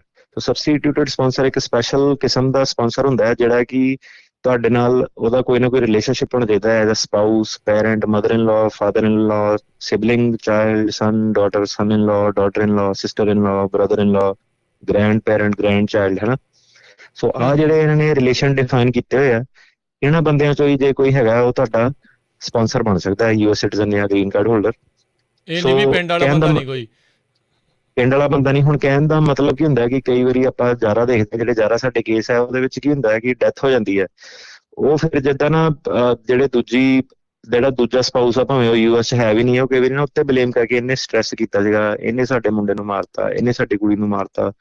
ਉਹ ਫਿਰ ਜਿਹੜਾ ਸਾਰਾ ਪਰਿਵਾਰ ਆ ਉਹਨਾਂ ਦੀ ਅਣਬਣ ਹੋ ਜਾਂਦੀ ਹੈ। ਤੇ ਜਿਹੜੇ ਵੀ ਹੁਣ ਜੇ ਇਮੀਗ੍ਰੈਂਟ ਸਪਾਊਸ ਆ, ਮੰਨ ਲਓ ਇਮੀਗ੍ਰੈਂਟ ਸਪਾਊਸ ਦਾ ਕੋਈ ਇੱਥੇ ਜਾਣਕਾਰ ਨਹੀਂ ਹੈਗਾ ਅਮਰੀਕਾ ਦੇ ਵਿੱਚ, ਤੇ ਉਹ ਫਿਰ ਫਸ ਜਾਂਦੇ ਨੇ, ਉਹ ਫੈਮਿਲੀ ਤੇ ਡਿਪੈਂਡ ਰਹਿੰਦੇ ਨੇ, ਕਿਉਂਕਿ ਇਹਨਾਂ ਨੇ ਕਿਹਾ ਕਿ ਸਬਸਟੀਟਿਊਟਡ ਸਪਾਂਸਰ ਹੀ ਲੈ ਕੇ ਆਉਣਾ, ਤੇ ਸਬਸਟੀਟਿਊਟਡ ਸਪਾਂਸਰ ਆ ਜਿਹੜੀਆਂ ਮੈਂ ਚੀਜ਼ਾਂ ਦੱਸੀਆਂ ਇਹਨਾਂ ਚੋਂ ਹੀ ਹੋ ਸਕਦਾ, ਹੋਰ ਪਿੰਡ ਵਾਲਾ ਬੰਦਾ ਨਹੀਂ ਉਹ ਬਣ ਸਕਦਾ। ਸੋ ਕਈ ਲੋਕਾਂ ਦਾ ਫਿਰ ਉਹ ਵਿਚਾਰੇ ਸਬਸਟੀਟਿਊਟਡ ਸਪਾਂਸਰ ਲੱਭ ਨਹੀਂ ਸਕਦੇ। ਸੋ ਸਿਰਫ ਇੱਕ ਰਿਸ਼ਤੇਦਾਰ ਦੀ ਰਜਾਮੰਦੀ ਨਾ ਮਿਲਣ ਕਰਕੇ ਲੋਕਾਂ ਦਾ ਕੰਮ ਖਰਾਬ ਹੋ ਜਾਂਦਾ, ਸਾਨੂੰ ਬਾਈਪਾਸ ਨਹੀਂ ਤੁਸੀਂ ਕਰ ਸਕਦੇ। ਜੀ ਜੀ। ਸੋ 204L ਜਿੱਦਾਂ ਪਹਿਲਾਂ ਕਿਹਾ ਵੀ ਇਹ ਗਰੰਟਿਡ ਨਹੀਂ ਹੈ, ਇੰਟਾਈਟਲਮੈਂਟ ਆ। ਸੋ ਇੰਟਾਈਟਲਮੈਂਟ ਲੈਣ ਦੇ ਲਈ ਕਈ ਸ਼ਰਤਾਂ ਜਿਹੜੀਆਂ ਉਹ ਤੁਹਾਨੂੰ ਪੂਰੀਆਂ ਕਰਨੀਆਂ ਪੈਣਗੀਆਂ, ਫਿਰ ਹੀ ਤੁਹਾਡਾ ਇੱਕ ਹਿਸਾਬ ਦੇ ਨਾਲ ਜਹਾਜ਼ ਉੱਧਰੋਂ ਇੱਧਰ ਨੂੰ ਜਿਹੜਾ ਆਉਣ ਵਾਲਾ ਜਿਹੜਾ ਉਹ ਬਣੂਗਾ, ਤਾਂ ਹੀ ਉਡਾਨ ਜਿਹੜੀ ਉਹ ਬਣੂਗੀ। ਸੋ ਇਹ ਸੀਗਾ 204L ਜਿਹੜੀ ਜਿਹੜੀ ਐਡਜਸਟਮੈਂਟ ਵੀ ਕਿਹੜੇ ਮਾਮਲੇ ਦੇ ਵਿੱਚ ਜਿਹੜੀ ਉਹ ਬਣ ਸਕਦੀ ਆ। ਤੇ ਹੁਣ ਅੱਜ ਦਾ ਇਹਦੇ ਵਿੱਚ ਆਪਾਂ ਦੇਖਿਆ ਕਿ ਜਿਹੜਾ ਵਿਡੋ ਪਟੀਸ਼ਨ ਵਾਲਾ ਸੀਗਾ, ਉਹ ਸੀਗਾ ਵਿਆਹੇ ਜੋੜਿਆਂ ਦਾ, ਤੇ ਉਹਦੇ ਵਿੱਚ ਆਪਣਾ ਜਿਹੜਾ ਫਾਈਨੈਂਸ਼ੀਅਲ ਦਾ ਸੀਗਾ, ਉਹਨਾਂ ਨੇ ਕਿਹਾ ਕਿ ਤੁਸੀਂ ਐਗਜ਼ੈਂਪਟ ਹੈਗੇ, ਤੁਹਾਨੂੰ ਲੋੜ ਹੀ ਨਹੀਂ ਕੁਛ ਫਾਈਨੈਂਸ਼ੀਅਲ ਡਾਕੂਮੈਂਟਸ ਦੇਣ ਦੀ, ਹੈ ਨਾ, ਉਸ 'ਚ ਉਹਨਾਂ ਨੇ ਛੋਟ ਦੇ ਦਿੱਤੀ। ਹੁਣ ਇਹਦੇ ਵਿੱਚ ਕੀ ਹੈਗਾ ਕਿ ਜਿੱਦਾਂ ਪਹਿਲਾਂ ਹੀ ਦੱਸਿਆ ਕਿ ਪਬਲਿਕ ਇੰਟਰਸਟ ਦੀ ਗੱਲ ਆ, ਜਿਹੜੇ ਇੱਥੇ ਰਿਲੇਟਿਵ ਵਗੈਰਾ ਰਹਿੰਦੇ ਆ ਉਹਨਾਂ ਦੀ ਗੱਲ ਆ ਸਾਰੀ। ਸੋ ਉਹਨਾਂ ਦਾ ਲੌਜਿਕ ਸਬਸਟੀਟਿਊਟਡ ਸਪਾਂਸਰ ਪਾਉਣ ਦਾ ਇਹ ਆ ਕਿ ਕਿਉਂ ਆਪਾਂ ਆਉਂਦੇ ਇਮੀਗ੍ਰੈਂਟ ਨੂੰ, ਕੀ ਉਹਦੇ ਕੋਈ ਇੱਥੇ ਵੇਟ ਕਰ ਰਿਹਾ, ਕੋਈ ਰਿਲੇਟਿਵਸ ਵਗੈਰਾ ਹੈਗੇ ਨੇ, ਕਿ ਪਬਲਿਕ ਇੰਟਰਸਟ 'ਚ ਕਿੱਦਾਂ ਇਹ ਗੱਲ ਆ। ਸੋ ਇੱਕ ਸੈਂਸ ਬਣਦੀ ਆ ਕਿ ਤੁਸੀਂ ਜਿਹੜੇ ਜਿਹਨੇ ਡੈਥ ਹੋਈ ਉਹਨਾਂ ਦੇ ਪਰਿਵਾਰ ਨਾਲ ਤੁਹਾਡੀ ਬਣਦੀ ਰਹਿਣੀ ਚਾਹੀਦੀ ਹੈ, ਤਾਂ ਕਿ ਕੋਈ ਨਾ ਕੋਈ ਉਹਨਾਂ 'ਚ ਤੁਹਾਨੂੰ ਸਪਾਂਸਰ ਕਰ ਸਕੇ, mother in law, father in law, sister in law, brother in law. ਜੀ। ਸੋ ਇਹਦੇ ਵਿੱਚ ਇਹ ਵੀ ਕੋਈ ਜਿਹੜਾ ਉਹ ਫਿਰ, ਕਿਉਂਕਿ ਆਲਰੇਡੀ ਕਿਸੇ ਨਾ ਕਿਸੇ ਨੂੰ ਤਾਂ ਆਲਰੇਡੀ ਇੱਥੇ ਅਮਰੀਕਾ ਦੇ ਵਿੱਚ ਹੋਣਾ ਹੀ ਜਿਹੜਾ ਉਹ ਚਾਹੀਦਾ ਆ, ਸੋ ਉਹਨੇ ਕੋਈ ਨਾ ਕੋਈ ਜਿਹੜਾ ਫਿਰ ਰਿਲੇਸ਼ਨ ਜਿਹੜਾ ਉਹ ਲੱਭਣਾ ਇੱਥੇ, ਜਿਹੜਾ ਉਹ ਜਿਹੜਾ ਉਹ ਹੋਵੇ, ਕਿਉਂਕਿ ਇਹ 204L ਉਸ ਮਾਮਲੇ ਵਿੱਚ ਤਾਂ ਨਹੀਂ ਮਿਲ ਸਕਦਾ ਨਾ, ਵੀ ਜਿੱਦਾਂ ਆਪਾਂ ਪਹਿਲੋਂ ਗੱਲ ਕੀਤੀ, ਉਹ ਫਿਰ ਵਿਡੋ ਵਾਲਾ ਜਿਹੜੀ ਸਿਚੁਏਸ਼ਨ ਉਹ ਦੂਜੇ ਪਾਸੇ ਬਣ ਜਾਂਦੀ ਆ। ਆਪਾਂ ਜੇ ਇਹ ਦੋਨੋਂ ਸਾਡੇ ਕੋਲ ਇੱਕ ਕੇਸ ਆਇਆ ਸੀਗਾ, ਵਕੀਲ ਸਾਹਿਬ ਨੇ ਵੀ ਗਲਤੀ ਕਰਤੀ ਸੀ ਕੋਈ, ਤੇ ਇਮੀਗ੍ਰੇਸ਼ਨ ਵੀ ਅੱਗੋਂ ਏਦਾਂ ਦੀ ਉਹਨੇ ਨਾ RFE ਕੀਤੀ ਸੀ ਕਿ ਸਬਸਟੀਟਿਊਟਡ ਸਪਾਂਸਰ ਦਾ ਐਫੀਡੇਵਿਟ ਲੈ ਕੇ ਆਓ, ਤੇ ਉਹਦਾ ਬੜਾ ਉਹਨਾਂ ਨੇ ਟਾਈਮ ਖਰਾਬ ਕੀਤਾ ਕਿ ਸਬਸਟੀਟਿਊਟਡ ਸਪਾਂਸਰ ਕੋਈ ਲੱਭੇ ਨਾ, ਫੈਮਿਲੀ ਤੋਂ ਮਿੰਤਾ ਪਾ ਕੇ ਕੁੜੀ ਥੱਕ ਗਈ ਕਿ ਕੌਣ ਸਬਸਟੀਟਿਊਟਡ ਸਪਾਂਸਰ ਲੱਭੂਗਾ, ਕੋਈ ਬਣਿਆ ਨਹੀਂ ਨਾ। ਸੋ ਡਿਨਾਈ ਕਰਤਾ ਉਹਨਾਂ ਨੇ ਕੇਸ ਨਾ। ਫਿਰ ਦੁਬਾਰਾ ਆਪਾਂ ਕੇਸ ਖੋਲ ਕੇ ਦੇਖਿਆ ਕਿ ਉਹ ਜਿਹੜਾ ਸੀਗਾ ਉਹਨਾਂ ਨੇ ਅਪਲਾਈ ਗਲਤ ਕੀਤਾ ਸੀਗਾ, ਜਿਹੜਾ 204L ਦਾ ਪਤਾ ਨਹੀਂ ਸੀਗਾ ਵਕੀਲ ਸਾਹਿਬ ਨੂੰ, ਤੇ ਸਿੱਧੇ ਫਿਰ ਆਪਾਂ ਇਮੀਗ੍ਰੇਸ਼ਨ ਨੂੰ ਜਿੱਦਾਂ ਅਪੀਲ ਫਾਈਲ ਕਰਕੇ ਲਿਖਿਆ ਕਿ ਇਹ ਤਾਂ ਪ੍ਰੋਸੈਸ ਗਲਤ ਹੋ ਗਿਆ, ਇਹ ਤਾਂ 204L ਦੀ ਜਗ੍ਹਾ ਜਿਹੜੀ ਐਡਜਸਟਮੈਂਟ ਜਿਹੜੀ ਜਾਣੀ ਚਾਹੀਦੀ ਹੈ ਵਿਡੋ ਪਟੀਸ਼ਨ ਲਈ ਜਾਣੀ ਚਾਹੀਦੀ ਹੈ, ਤੇ ਉਹਦੇ ਵਿੱਚ ਫਿਰ ਤੁਸੀਂ ਫਾਈਲ ਕਰਦੇ ਹੋ ਐਗਜ਼ੈਂਪਸ਼ਨ I-864W। ਉਹ ਜਿਹੜਾ ਫਾਰਮ ਹੁੰਦਾ ਉਹ ਕੁੜੀ ਆਪ ਹੀ ਸਾਈਨ ਕਰ ਸਕਦੀ ਸੀਗੀ, ਉਹਦਾ ਕੀਤਾ ਤੇ ਉਹਦਾ ਕੇਸ ਅਪਰੂਵ ਹੋ ਗਿਆ, ਤੇ ਕਾਫੀ ਸੌਖਾ ਜਿਹਾ ਹੀ ਕੰਮ ਸੀਗਾ। ਪਰ 2-3 ਸਾਲ ਉਹਦੇ ਜਿੱਦਾਂ ਖਰਾਬ ਹੋਏ, ਉਹਨੂੰ ਤਾਂ ਲੱਗਿਆ ਕਿ ਡਿਪੋਰਟ ਕਰ ਦੇਣਾ, ਪਰ ਸੀਗਾ ਸਿਰਫ ਆ ਦੇਖ ਲਓ ਐਫੀਡੇਵਿਟ ਦਾ ਜਿੱਦਾਂ ਚੱਕਰ ਹੈ ਕਿ ਇੰਨੀ ਛੋਟੀ ਜਿੱਦਾਂ ਟੈਕਨੀਕੈਲਿਟੀ ਦੇ ਵਿੱਚ ਬੰਦੇ ਕਈ ਵਾਰੀ ਕਾਫੀ ਲੰਬੇ ਲਟਕ ਜਾਂਦੇ ਆ। ਜੇ ਨਾ ਆਉਂਦੇ ਨਾ ਦੂਜੇ ਕੋਲ ਜਾਂਦੀ, ਉਹ ਤਾਂ ਉਹ ਵਿਚਾਰੀ ਰਹਿ ਵੀ ਜਾਣੀ ਸੀਗੀ। ਸੋ ਇਸੇ ਲਈ ਭਾਈ ਜਿਨ੍ਹਾਂ ਕੋ ਵੀ ਤੁਸੀਂ ਜਿਨ੍ਹਾਂ ਦੀ ਵੀ ਸਰਵਿਸ ਲੈਣੀ ਆ ਭਰੋਸੇਯੋਗ, ਅਤੇ ਜਿਨ੍ਹਾਂ ਨੂੰ ਐਕਸਪੀਰੀਅੰਸ ਹੋਵੇ ਉਹਨਾਂ ਦਾ ਜਿਹੜੀ ਆ ਉਹ ਮਦਦ ਜਿਹੜੀ ਉਹ ਲਿਆ ਕਰੋ। ਅਤੇ ਜਿੱਦਾਂ ਅਟਰਨੀ ਟਰਕਿਆਨਾ ਉਹਨੇ ਦੱਸ ਰਹੇ ਆ ਵੀ ਅਜਿਹੇ ਜਿਹੜੇ ਪੇਚੀਦਾ ਮਾਮਲੇ ਹੁੰਦੇ ਆ ਉਹ ਪੈਰਾਲੀਗਲ ਵਾਲਿਆਂ ਨੂੰ ਛੱਡੋ, ਉਹਨਾਂ ਕੋਲ ਤੁਸੀਂ ਜਿਹੜੇ ਫਾਰਮ ਭਰਾਉਣੇ ਆ ਉਹ ਚਲੋ ਕਰਾਈ ਚੱਲੋ, ਦੈਟਸ ਓਕੇ। ਪਰ ਇੱਦਾਂ ਦੇ ਜਿਹੜੇ ਕੰਮ ਹੁੰਦੇ ਆ ਥੋੜ੍ਹੇ ਔਖੇ ਆ, ਟੇਢੇ ਆ, ਜਿਹ 'ਚ ਗੁੱਡ ਰਾਈਟਿੰਗ ਸਾਰੀਆਂ ਚੀਜ਼ਾਂ ਜਿਹੜੀਆਂ ਉਹ ਚਾਹੀਦੀਆਂ, ਉਦੋਂ ਫਿਰ ਵਕੀਲਾਂ ਦੀ ਜਿਹੜੀ ਆ ਉਹ ਸਹਾਇਤਾ ਲਿਆ ਕਰੋ। ਤੁਸੀਂ ਇਹਨਾਂ ਦੇ ਆਫਿਸ ਦੇ ਨਾਲ ਵੀ ਕੰਟੈਕਟ ਕਰ ਸਕਦੇ ਹੋ, 415-909-0503। ਅਟਰਨੀ ਟਰਕਿਆਨਾ ਜੀ, ਆਪਾਂ ਜਿੰਨੀ ਗੱਲ ਕੀਤੀ ਇਹਦੇ ਵਿੱਚ ਪਟੀਸ਼ਨਰ ਦੀ ਮੌਤ ਦੀ ਜਿਹੜੀ ਗੱਲ ਕੀਤੀ, ਆਪਣੇ ਬਹੁਤ ਸਾਰੀਆਂ ਜਿਹੜੀਆਂ ਕਾਲਾਂ ਵੀ ਆਪਾਂ ਨੂੰ ਕਈ ਵਾਰੀ ਆਉਂਦੀਆਂ ਹੁੰਦੀਆਂ, ਬੈਨੀਫਿਸ਼ਰੀ ਦੀ ਜਿਹੜੀ ਉਹ ਮੌਤ ਹੋ ਜਾਂਦੀ ਹੁੰਦੀ ਆ, ਪ੍ਰਿੰਸੀਪਲ ਦੀ ਹੋ ਗਈ, ਡੈਰੀਵੇਟਿਵ ਦਾ ਜਿਹੜਾ ਉਹ ਕੀ ਬਣੂਗਾ।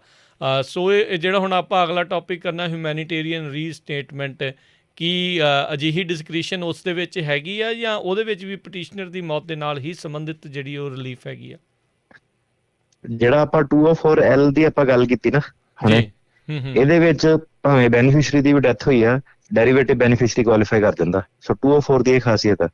ਪਰ ਇਹ ਆ ਵੀ ਉਹ ਇੱਥੇ ਹੋਣੇ ਚਾਹੀਦੇ ਅਮਰੀਕਾ ਦੇ ਵਿੱਚ, ਉਹਨਾਂ ਸਾਰਿਆਂ ਚੋਂ ਇੱਕ ਬੰਦਾ ਇੱਥੇ ਹੋਣਾ ਚਾਹੀਦਾ, ਇੱਕ ਜਾਣਾ, ਕੋਈ ਨਾ ਕੋਈ, ਪੋਤਾ ਹੋਵੇ ਭਾਵੇਂ ਬੱਚਾ ਹੋਵੇ। ਹਾਂਜੀ, ਜੇ ਸਾਰੇ ਲੋਟ ਚੋਂ ਇੱਕ ਬੰਦਾ ਇੱਥੇ ਸੀਗਾ, ਤੇ ਉਹਨਾਂ ਦਾ ਇਮੀਗ੍ਰੇਸ਼ਨ ਦਾ ਲੌਜਿਕ ਉਹਦੇ ਵਿੱਚ ਇਹ ਹੈ ਕਿ ਤੁਸੀਂ US ਸੋਇਲ ਤੇ ਫੁੱਟ ਟੱਚ ਕਰਤਾ, ਜਦੋਂ ਉਹਦੀ ਡੈਥ ਹੋਈ ਸੀਗੀ ਤੁਸੀਂ ਉਹ ਬੰਦੇ ਦੇ ਕਰੀਬੀ ਸੀਗੇ, ਹਨਾ।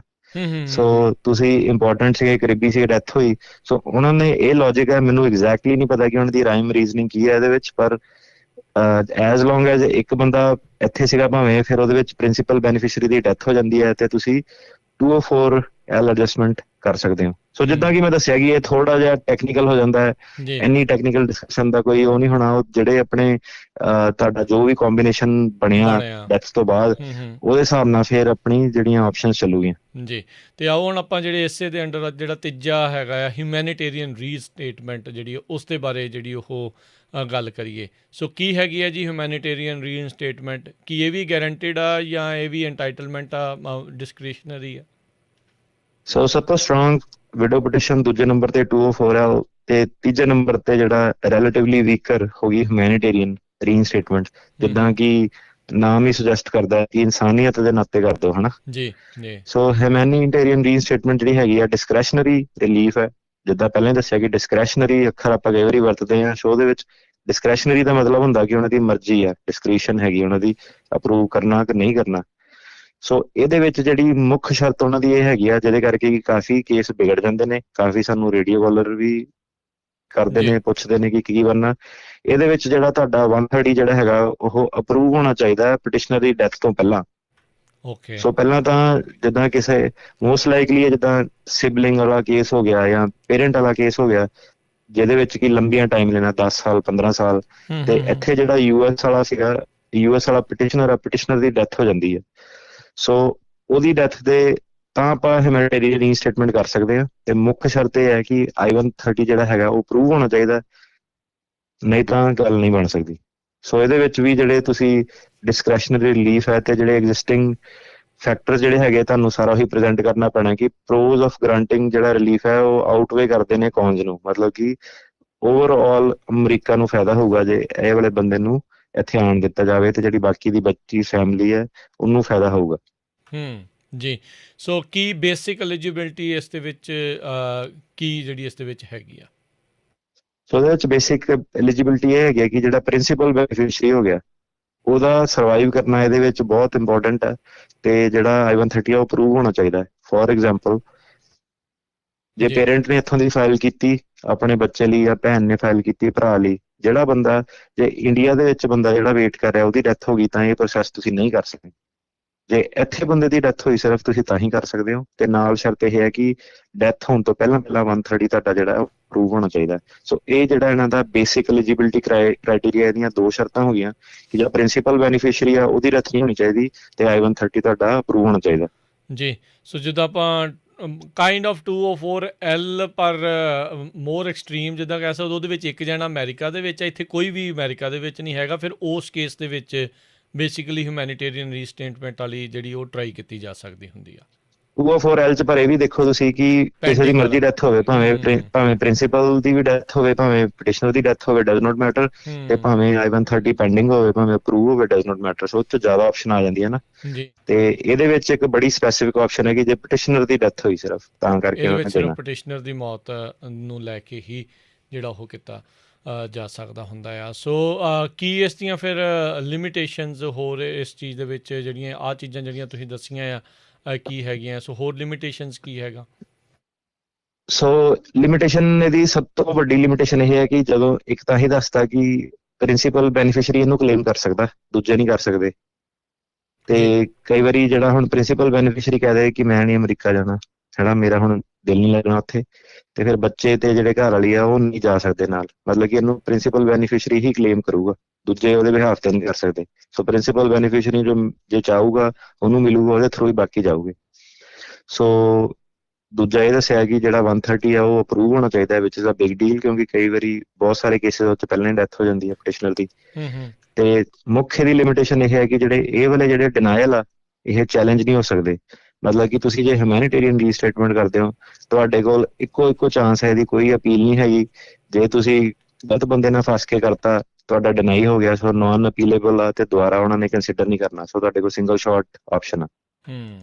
ਜੀ। ਇੱਕ ਤਾਂ ਪਹਿਲਾਂ ਹੀ ਇੰਨਾ ਟਾਈਮ ਲੱਗ ਰਿਹਾ ਹੁੰਦਾ ਤੇ ਦੂਜੇ ਪਾਸੋਂ ਫਿਰ ਦੂਜਾ ਚਾਂਸ ਵੀ ਕੋਈ ਨਹੀਂ। ਸੋ ਚੈਲੰਜਸ ਇਸ ਨੂੰ ਜਿਹੜਾ ਉਹ ਕੋਈ ਨਹੀਂ ਜਿਹੜਾ ਉਹ ਕੀਤਾ ਜਾ ਸਕਦਾ। ਕਿ ਹੈ ਕੋਈ ਹੋਰ ਚੈਲੰਜ ਕਰਨ ਦਾ ਕੋਈ ਤਰੀਕਾ? ਤੁਹਾਡੇ ਕੋਲ ਇੱਕ ਚਾਂਸ ਹੈਗਾ ਬਸ, ਤੁਸੀਂ ਉਹਦੇ ਵਿੱਚ ਵਧੀਆ ਜੀ ਆਪਣੀ ਪਟੀਸ਼ਨ ਬਣਾ ਕੇ ਇਮੀਗ੍ਰੇਸ਼ਨ ਨੂੰ ਦੱਸਣੀ ਹੈ। ਜੇ ਇਮੀਗ੍ਰੇਸ਼ਨ ਨੇ ਉਹ ਡਿਨਾਈ ਕਰਤੀ ਤਾਂ, ਕਿਉਂਕਿ ਜਿਹੜੇ ਵੀ ਡਿਸਕ੍ਰੈਸ਼ਨਰੀ ਰਿਲੀਫ ਹੈਗੇ ਆ ਉਹਦੇ ਵਿੱਚ ਅਪੀਲ ਦੀ ਆਪਸ਼ਨ ਨਹੀਂ ਹੁੰਦੀ। ਠੀਕ ਹੈ ਜੀ।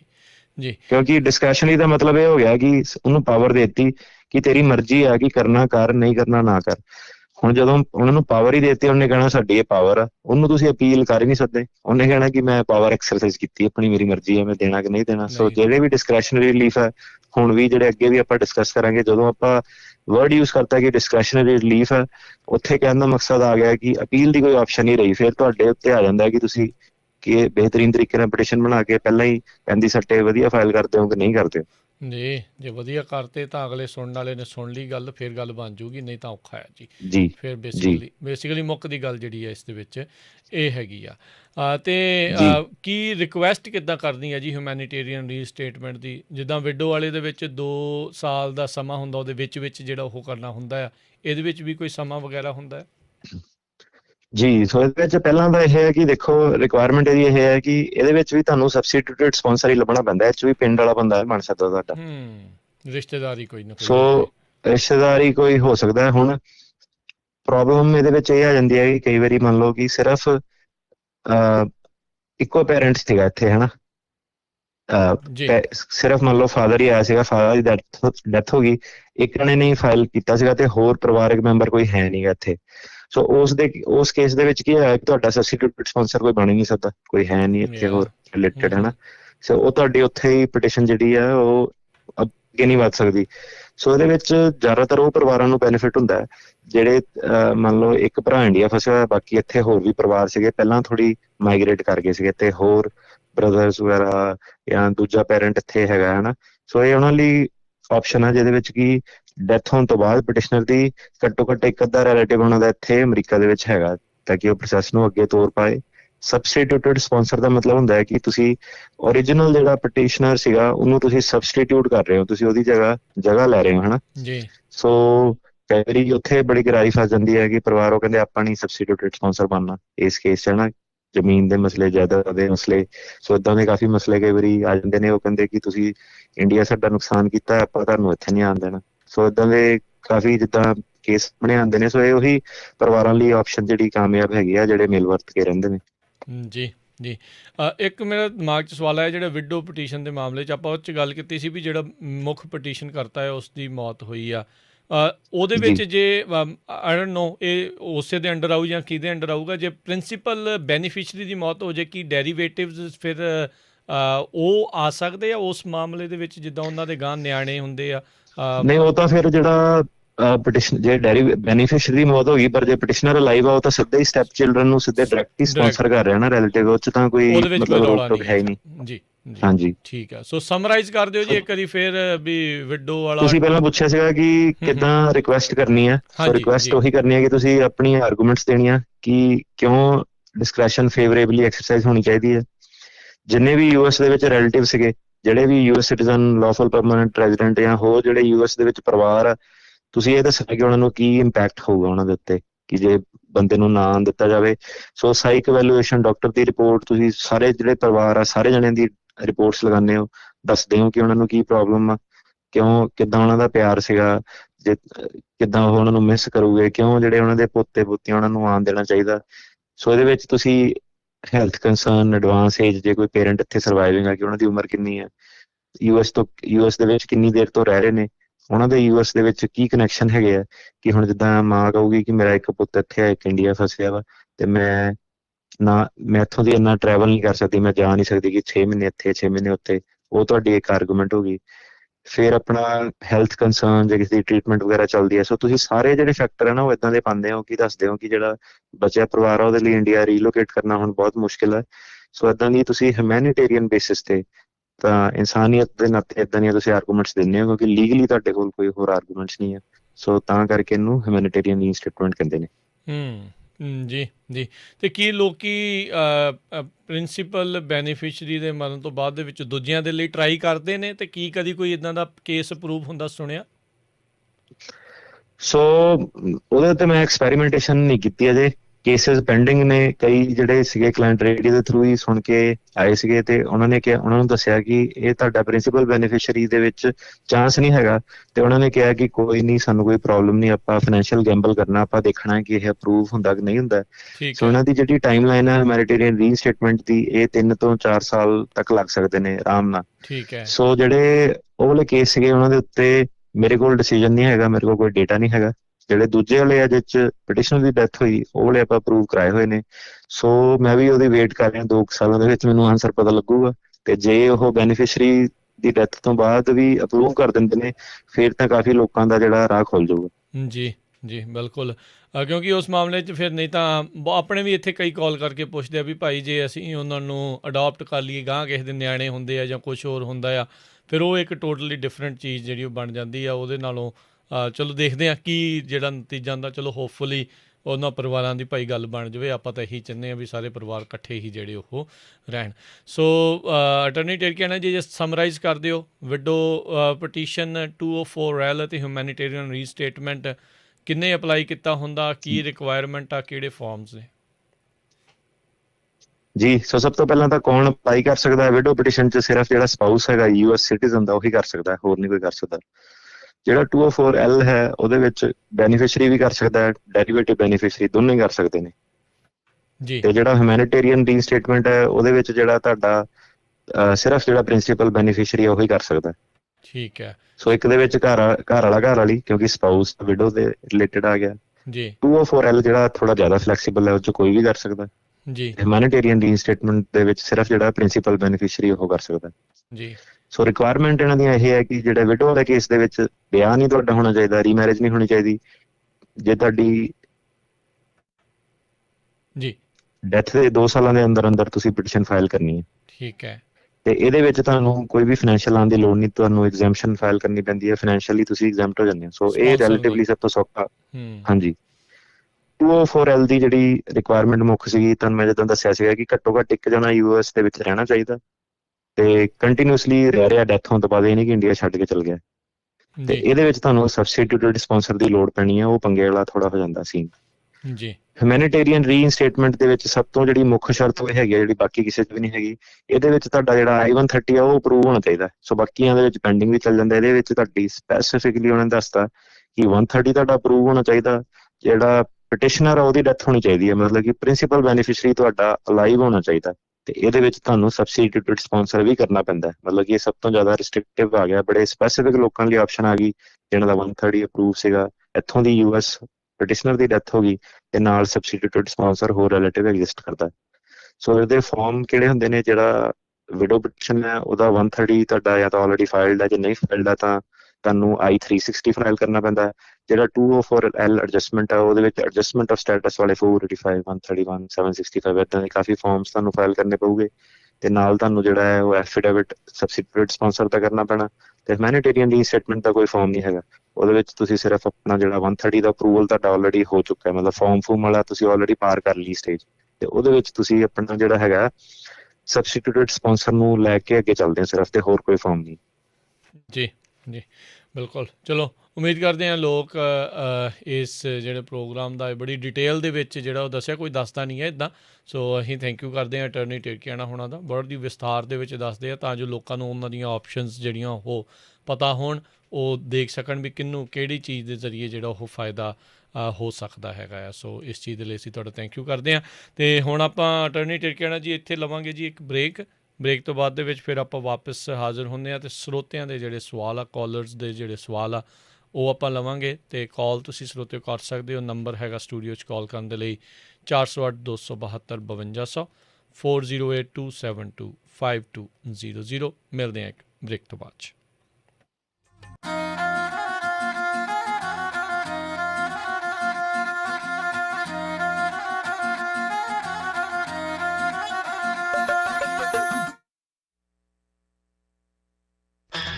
ਤੁਸੀਂ ਸੁਣਦੇ ਪਏ ਹੋ ਪੰਜਾਬੀ ਰੇਡੀਓ USA।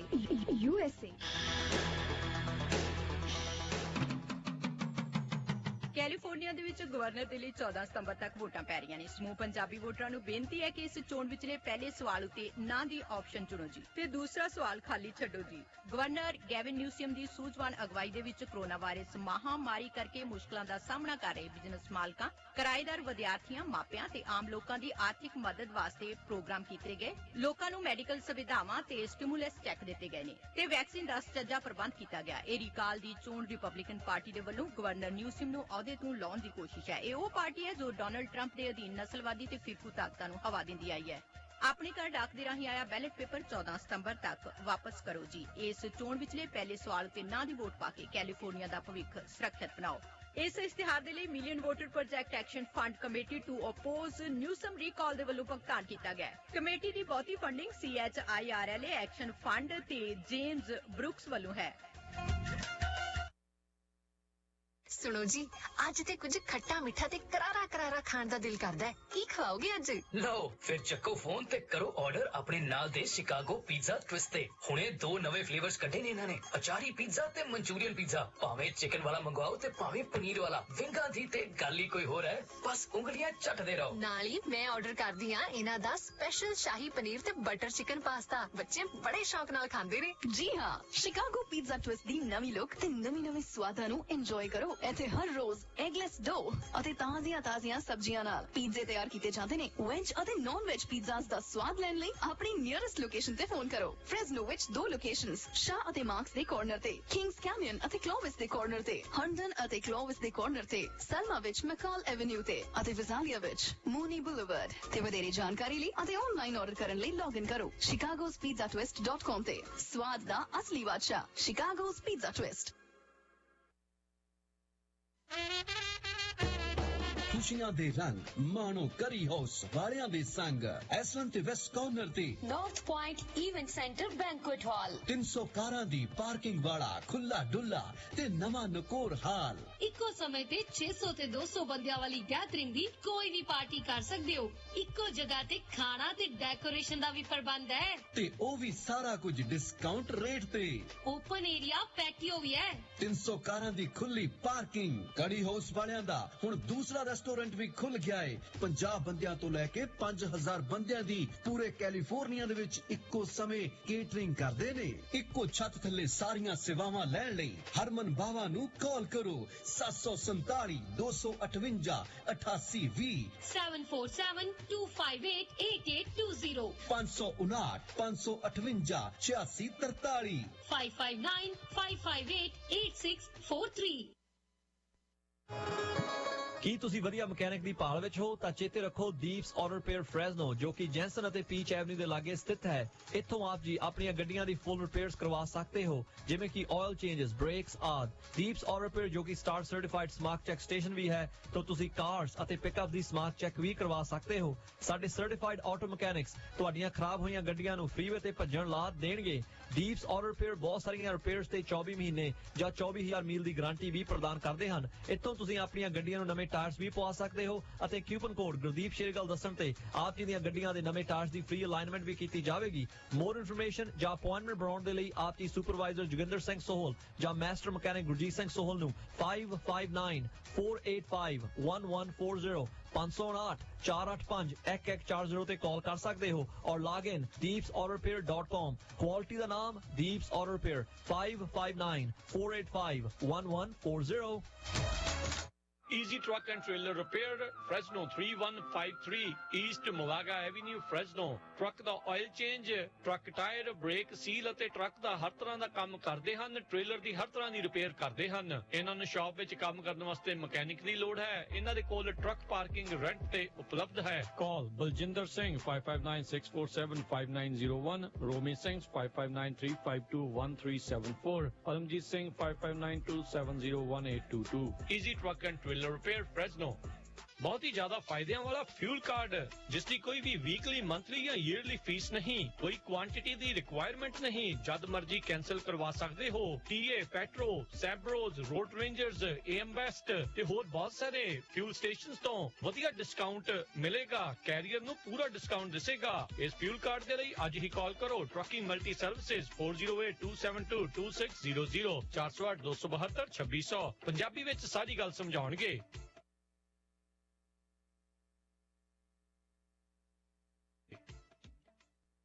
ਭਾਜੀ ਨਵੇਂ ਟਰੱਕ ਦੀਆਂ ਮੁਬਾਰਕਾਂ, ਬੜਾ ਸ਼ਾਨਦਾਰ ਆ। ਬਸ ਜੀ ਕੱਲ ਹੀ ਸੈਲਮਾ ਟਰੱਕ ਐਂਡ ਟ੍ਰੇਲਰ ਸੇਲਜ਼ ਸੈਲਮੇ ਵਾਲਿਆਂ ਤੋਂ ਲੈ ਕੇ ਆਂਦਾ। ਉਹਨਾਂ ਨੇ ਇੰਨੀ ਵਧੀਆ ਡੀਲ ਦਿੱਤੀ, ਮੇਰੇ ਕੋਲ ਨਾ ਹੀ ਨਹੀਂ ਹੋਈ। ਤੁਹਾਡੇ ਪੁਰਾਣੇ ਟਰੱਕ ਦਾ ਕੀ ਬਣਿਆ? ਉਹਨੂੰ ਤਾਂ ਮੈਂ ਵਧੀਆ ਕੀਮਤ ਤੇ ਟ੍ਰੇਡ ਕਰ ਲਿਆ। ਮੈਂ ਵੀ ਨਵਾਂ ਟਰੱਕ ਲੈਣ ਬਾਰੇ ਸੋਚ ਰਿਹਾ ਆ। ਜਦੋਂ ਦੀਆਂ ELDਆਂ ਲੱਗੀਆਂ ਆ, ਡਰਾਈਵਰਾਂ ਦੀ ਤੇ ਕਮਾਈ ਨਹੀਂ ਹੁੰਦੀ। ਫੇਰ ਤਾਂ ਤੂੰ ਇਹਨਾਂ ਕੋਲ ਹੀ ਜਾ। ਇਹਨਾਂ ਕੋਲ ਟਰੱਕ ਐਂਡ ਟ੍ਰੇਲਰਸ ਦੀ ਬਹੁਤ ਵੱਡੀ ਇਨਵੈਂਟਰੀ ਆ ਤੇ ਨਾਲੇ ਟਰੱਕ ਫੈਕਟਰੀ ਵਾਰੰਟੀ ਨਾਲ ਆਉਂਦੇ ਨੇ, ਕਿਉਂਕਿ ਇਹ ਟਰੱਕ ਬੈਂਕ ਜਾਂ ਆਕਸ਼ਨ ਤੋਂ ਨਹੀਂ ਲੈਂਦੇ। ਕੀ ਇਹਨਾਂ ਕੋਲ ਆਟੋਮੈਟਿਕ ਟਰੱਕ ਵੀ ਨੇ? ਓਏ ਬਹੁਤ ਨੇ, ਪਰ ਮੇਰਾ ਕ੍ਰੈਡਿਟ ਚੰਗਾ ਨਹੀਂ। ਉਹ ਫਿਕਰ ਨਾ ਕਰ, ਇਹਨਾਂ ਕੋਲ ਨੋ ਕ੍ਰੈਡਿਟ ਤੇ ਬੈਡ ਕ੍ਰੈਡਿਟ ਵਾਲਿਆਂ ਲਈ ਵੀ ਬਹੁਤ ਪ੍ਰੋਗਰਾਮ ਨੇ। ਹੋਰ ਡੀਲਰਾਂ ਵਾਂਗ $3-4 ਵਾਧੂ ਫੀਸਾਂ ਨਹੀਂ ਲਾਉਂਦੇ। ਫਿਰ ਤਾਂ ਮੈਂ ਕੱਲ ਹੀ ਜਾਣਾ ਆ। Selma truck and trailer sales ਵਾਲੇ ਬੈਂਕ ਤੋਂ ਲੋਨ ਕਰਵਾ ਕੇ ਦਿੰਦੇ ਹਨ, ਲੀਜ਼ ਵਿੱਚ ਨਹੀਂ ਫਸਾਉਂਦੇ। Selma truck and trailer sales 10604 east mountain view, Selma ਬਲੇਰੋ ਦੇ ਪਿੱਛੇ। ਹਫਤੇ ਦੇ 7 ਦਿਨ ਖੁੱਲੇ ਰਹਿੰਦੇ ਨੇ। ਹੋਰ ਜਾਣਕਾਰੀ ਲਈ ਕਾਲ ਨਵਪ੍ਰੀਤ ਸਿੰਘ ਜਾਂ ਅਮੀਰ ਕਬਾਨੀ 5599052166 559-905-2166। ਤੁਸੀਂ ਸੁਣ ਰਹੇ ਹੋ Punjabi radio USA KCVR 1570 AM Stockton, Modesto, KOBO, Yuba City, 1450 AM, KIID, Sacramento, 1470 AM, KWRU, Fresno, 1300 AM. KLHC Bakersfield 1350 AM.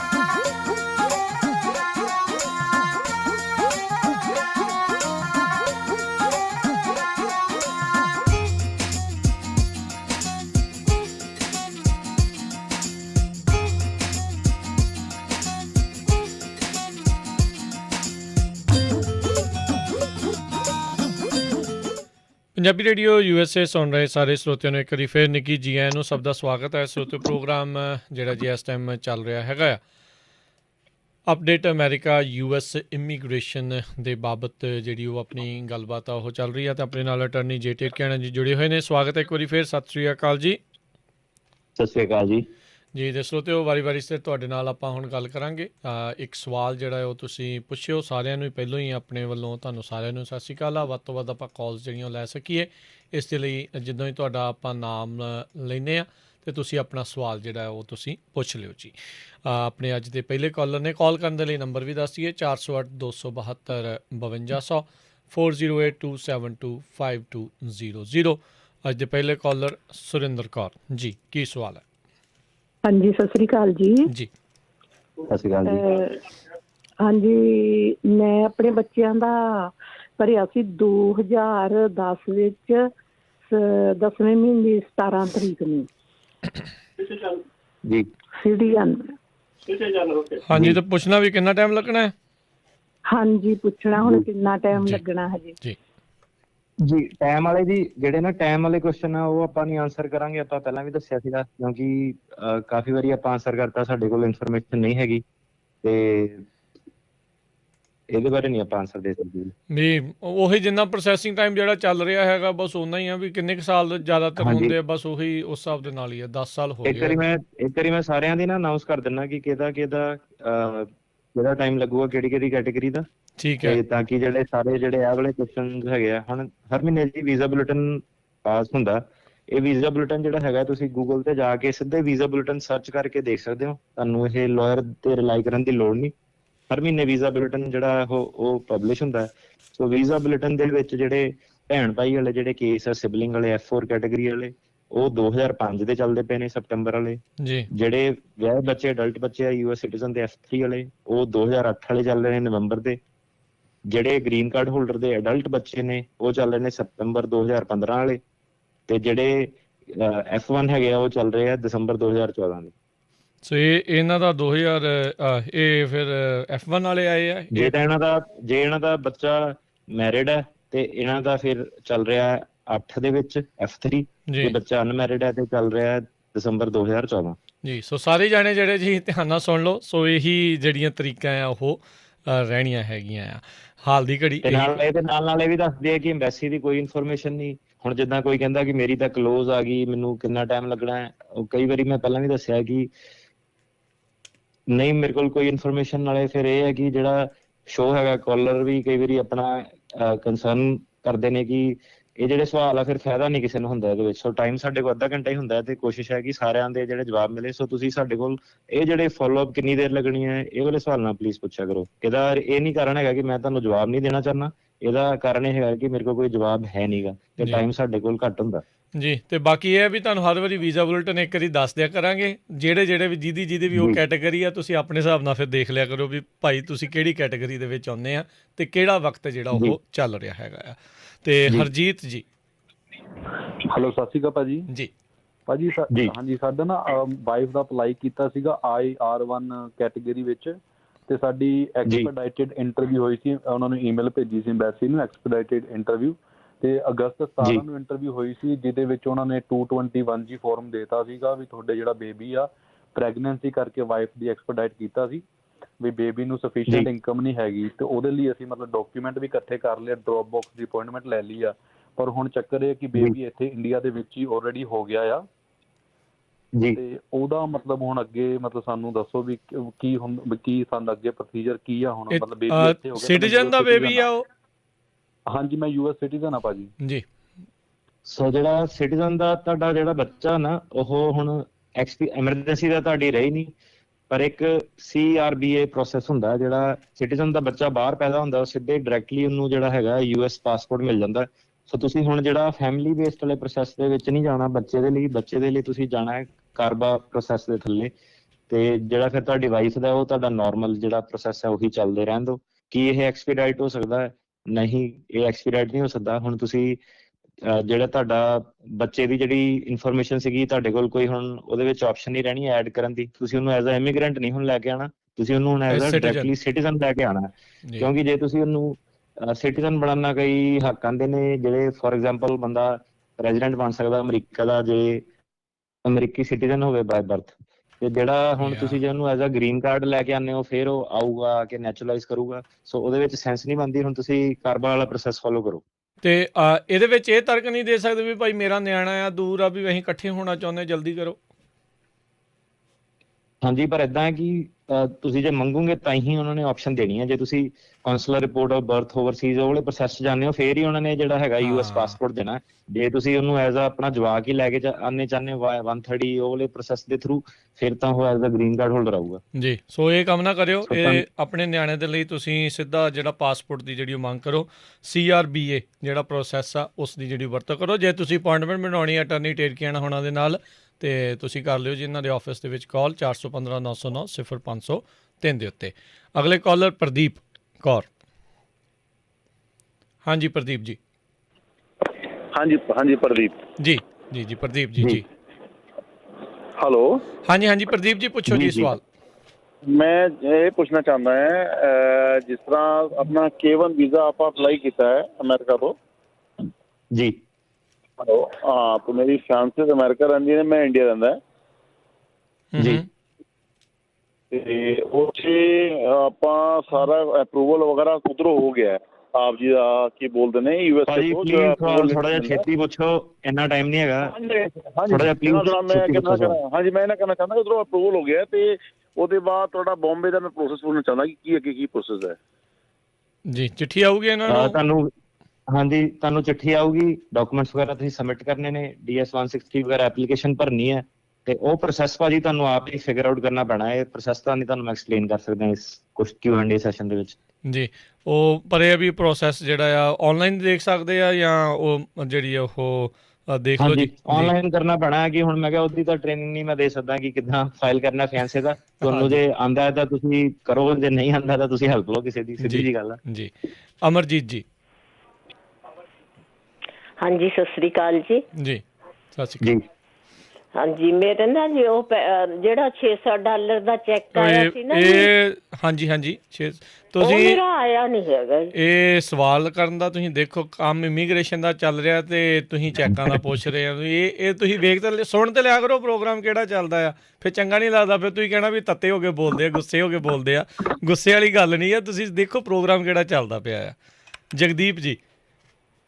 ਸਤਿ ਸ਼੍ਰੀ ਅਕਾਲ ਭਾਜੀ। ਸਤਿ ਸ਼੍ਰੀ ਅਕਾਲ ਜੀ। ਜੀ। ਤੇ ਪਹਿਲੀ ਗੱਲ ਤੇ ਜੇ ਭਾਜੀ ਨੂੰ ਬਹੁਤ ਥੈਂਕ ਯੂ ਕਰਦਾ ਹਾਂ, ਤੁਹਾਡੀ ਨਾ ਸਟਰਗਲ ਪੀਰੀਅਡ ਦੇਖ ਕੇ ਭਾਜੀ ਮੋਟੀਵੇਟ ਹੋਇਆ ਕਿ ਹੈ ਨਾ ਕਿ ਕਈ ਵਾਰੀ ਨਕਾਰੇ ਪੈ ਜਾਂਦੇ ਆ ਜ਼ਿੰਦਗੀ ਜੀ। ਤੇ ਸਵਾਲ ਮੇਰਾ ਇਹ ਸੀ ਭਾਜੀ ਕਿ ਜੇ ਕੋਈ ਰਿਮੂਵਲ ਪ੍ਰੋਸੀਡਿੰਗ 'ਚ ਹੋਵੇ ਤੇ ਉਹ 100 ਮਾਈਲ 'ਚ ਜੁਰਿਸਡਿਕਸ਼ਨ ਚੇਂਜ ਕਰਨਾ ਚਾਹੇ, ਕਿਸ ਗਰਾਊਂਡ ਤੇ ਚੇਂਜ ਹੁੰਦੀ ਹੈ ਤੇ ਹੁੰਦੀ ਵੀ ਹੈ ਕਿ ਨਹੀਂ ਹੁੰਦੀ ਅੱਜ ਦੀ ਘੜੀ? ਜੀ ਤੁਸੀਂ ਕਹਿ ਰਹੇ ਹੋ ਜਿਹੜਾ ਵੈਨਿਊ ਚੇਂਜ ਕਰਨਾ ਚਾਹਵੇ ਬੰਦਾ ਆਪਣਾ? ਹਾਂਜੀ ਭਾਜੀ। ਭਾਜੀ ਵੈਨਿਊ ਚੇਂਜ ਦੇ ਦੋ ਆ ਗਏ ਤੁਹਾਨੂੰ ਨਾ। ਵੈਨਿਊ ਚੇਂਜ ਦੀ ਜਿਹੜੀ ਮੋਸ਼ਨ ਟੂ ਟ੍ਰਾਂਸਫਰ ਵੈਨਿਊ ਆ ਤੁਹਾਡਾ, ਇੱਕ ਤਾਂ ਤੁਹਾਡਾ ਆ ਗਿਆ ਕਿ ਤੁਸੀਂ ਕਿਉਂ ਨਹੀਂ ਉੱਥੇ ਜਾ ਸਕਦੇ ਹੋ, ਕੀ ਤੁਹਾਡੇ ਲਈ ਹਾਰਡਸ਼ਿਪ ਹੈ। ਇੱਕ ਤੁਹਾਡੇ ਵਕੀਲ ਦਾ ਵੀ ਆ ਗਿਆ ਕਿ ਵਕੀਲ ਦਾ ਆਫਿਸ ਹੈ ਉਹ ਕਿੱਥੇ ਹੈਗਾ। ਸੋ ਜਨਰਲੀ ਜਿਹੜਾ ਵੈਨਿਊ ਜਿਹੜਾ ਚੇਂਜ ਹੈ ਉਹ ਗ੍ਰਾਂਟ ਕਰ ਦਿੰਦੇ ਨੇ ਜੇ ਤੁਸੀਂ ਉਹਨਾਂ ਨੂੰ ਇਹ ਸਟੈਬਲਿਸ਼ ਕਰ ਦਿਓ ਕਿ ਇਹ ਵਾਲੀ ਕਨਵੀਨੀਅੰਟ ਜ਼ਿਆਦਾ ਪ੍ਰੈਕਟੀਕਲ ਹੈਗੀ ਆ। For example Sacramento the court ਤੇ ਸੈਨ ਫਰਾਂਸਿਸਕੋ ਦਾ ਕੋਰਟ ਇਹ ਲਾਗੇ ਹੀ ਹੈ।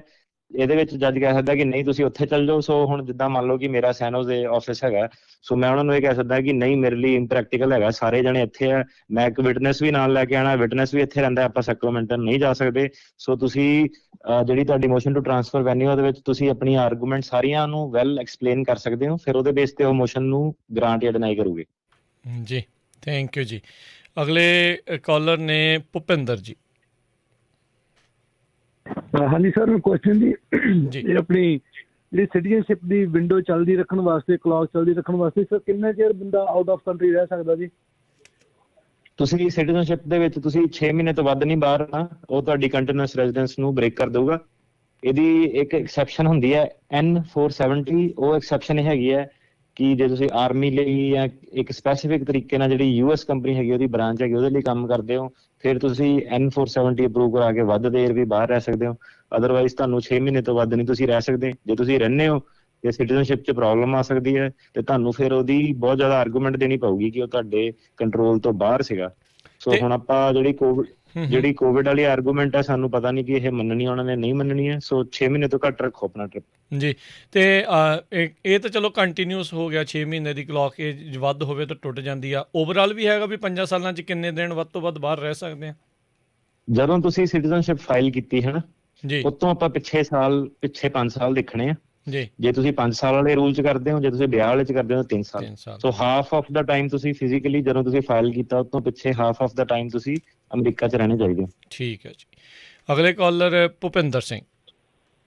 ਹਾਂਜੀ, ਮੇਰਾ ਕੁਐਸਚਨ ਹੈ ਜੀ, ਮੇਰੇ ਬ੍ਰਦਰ ਦੀ ਡੈਥ ਹੋ ਗਈ ਸੀ ਇੰਡੀਆ ਵਿੱਚ। ਇਹਨਾਂ ਦੇ 3 ਬੱਚੇ ਆ, 2 ਅੰਡਰ 16 ਹੈਗੇ ਆ। ਤੇ ਅਗਰ ਉਹਨੇ ਮੇਰੀ ਮਦਰ ਉਹਨਾਂ ਨੂੰ ਅਡਾਪਟ ਕਰਦੀ ਹੈ ਤੇ ਪੋਸੀਬਿਲਿਟੀ ਹੈਗੀ ਬੱਚੇ ਆਣਗੇ ਤੇ ਕਿੰਨਾ? ਉਹ ਪ੍ਰਿੰਸੀਪਲ ਬੈਨੀਫਿਸ਼ਰੀ ਸੀਗੇ ਜਿਹੜੇ ਤੁਹਾਡਾ ਬ੍ਰਦਰ ਆ? ਜੀ, ਮੈਂ ਕੋਈ ਅਪਲਾਈ ਨਹੀਂ ਕੀਤਾ, ਮੈਂ ਮਦਰ ਦਾ ਅਪਲਾਈ ਕਰਨਾ ਆ।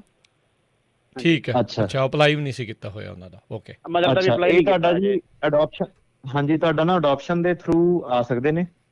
ਤੇ ਅਡਾਪਸ਼ਨ ਦੇ ਥਰੂ ਜਿਹੜੀ 16 ਸਾਲ ਤੋਂ ਥੱਲੇ, ਅਮਰੀਕਾ ਦੇ ਹਿਸਾਬ ਨਾਲ 16 ਸਾਲ ਤੋਂ ਥੱਲੇ ਬੱਚੇ ਦੀ ਅਡਾਪਸ਼ਨ ਹੋਣੀ ਚਾਹੀਦੀ ਹੈ। ਹੇਗ ਪ੍ਰੋਸੈਸ ਲੱਗੂਗਾ ਇਹਦੇ ਵਿੱਚ, ਇਹ ਥੋੜਾ ਜਿਹਾ ਲੰਬਾ ਚੌੜਾ। ਕਿੰਨੇ ਕੁ ਸਾਲ ਲੱਗਦੇ ਆ ਹੇਗ ਨੂੰ ਓਵਰਆਲ ਜੇ ਆਪਾਂ ਦੇਖਿਆ ਜਾਵੇ? ਹੇਗ ਨੂੰ ਤੁਹਾਡਾ ਜਿਹੜਾ ਸਾਰਾ ਕਰਾ ਕੇ 3 ਤੋਂ 4 ਸਾਲ ਲੱਗੂਗੇ। ਸੋ ਉਹ ਕਹਿ ਰਹੇ ਵੀ ਉਹਨਾਂ ਨੇ ਅਜੇ ਮਦਰ ਦਾ ਵੀ ਅਪਲਾਈ ਨਹੀਂ ਕੀਤਾ। ਮਦਰ ਵੀ ਉਹਨਾਂ ਦੇ ਉੱਥੇ ਹੀ ਨੇ ਤੇ ਉਹ ਜੇ ਉਹਨਾਂ ਦੇ ਮਦਰ ਨਹੀਂ ਆ ਸਕਦੇ। ਸੋ ਬੱਚੇ ਆ ਸਕਦੇ ਨੇ, ਮਦਰ ਨਹੀਂ ਆ ਸਕਦੇ। ਨਹੀਂ, ਇਹਨਾਂ ਦੀ ਮਦਰ ਆਪਣੇ ਜਿਹੜੇ ਮੁੰਡੇ ਦੇ ਗਾਂ ਨਿਆਣੇ ਆ ਉਹ ਅਡਾਪਟ ਕਰਨਾ ਚਾਹੁੰਦੇ ਆ ਤੇ ਫਿਰ ਉਹ ਇਹ ਸਾਰੇ ਆਪਣੀ ਮਾਂ ਦੇ ਅਧੀਨ ਉਹਨਾਂ ਨੂੰ ਲੈ ਕੇ ਆਉਣਾ ਚਾਹੁੰਦੇ, ਇਸ ਹਿਸਾਬ ਦੇ ਨਾਲ ਕਰ ਰਹੇ ਆ। ਭਾਜੀ ਤੁਸੀਂ ਕਾਲ ਕਰੋ ਸਾਨੂੰ, ਥੋੜਾ ਜਿਹਾ ਸਿਨੈਰੀਓ ਤੁਹਾਡਾ ਡਿਸਕਸ਼ਨ ਲੰਬੀ ਹੋ ਜਾਣੀ ਹੈ। ਸੋ ਆਪਸ਼ਨਸ ਆਪਾਂ ਫਿਗਰ ਆਊਟ ਕਰ ਸਕਦੇ ਹਾਂ। ਸੋ ਮੁੱਖ ਤੌਰ ਤੇ ਤੁਹਾਡੀ ਅਡਾਪਸ਼ਨ ਬੇਸਡ ਆਪਸ਼ਨਸ ਆ ਜਾਂਦੀਆਂ ਤੇ ਫਿਰ ਇੱਕ EB5 ਜਿਹੜੀ ਹੈਗੀ ਹੈ ਇਨਵੈਸਟਮੈਂਟ ਆਪਸ਼ਨ ਵੀ ਆ ਜਾਂਦੀ ਹੈ ਜਿਹੜੇ ਬਿਜ਼ਨਸ ਫੈਮਿਲੀ ਵਾਲਿਆਂ ਚੋਂ, ਤੇ ਸਿੱਧਾ ਪ੍ਰੋਸੈਸ ਬਣ ਜਾਂਦਾ। ਸੋ ਆਪਾਂ ਉਹ ਦੋਨੋਂ ਇਵੈਲੂਏਟ ਕਰ ਸਕਦੇ ਹਾਂ ਕਿ ਕਿਹੜਾ ਜ਼ਿਆਦਾ ਐਪਲੀਕੇਬਲ ਹੈ ਤੁਹਾਨੂੰ। ਜੀ, ਸੋ ਕਾਲ ਕਰਨ ਦੇ ਲਈ ਇਹਨਾਂ ਦਾ ਆਫਿਸ ਦਾ ਨੰਬਰ ਆ 4159090503 415-909-0503। ਅਗਲੇ ਕਾਲਰ ਮਨਜੀਤ। ਸਤਿ ਸ਼੍ਰੀ ਅਕਾਲ ਵੀਰ ਜੀ। ਜੀ ਵੀਰ ਜੀ, ਮੈਂ ਦਸੰਬਰ 2019 ਦੇ ਵਿੱਚ ਫੈਮਿਲੀ ਦਾ ਅਪਲਾਈ ਕੀਤਾ ਸੀ I-730 ਤੇ ਉਹਨਾਂ ਨੇ ਨਵੰਬਰ 2020 ਦੇ ਵਿੱਚ ਮੈਨੂੰ ਆਪਣੇ A ਨੰਬਰ ਦੇ ਦਿੱਤੇ ਉਹਨਾਂ ਦੇ।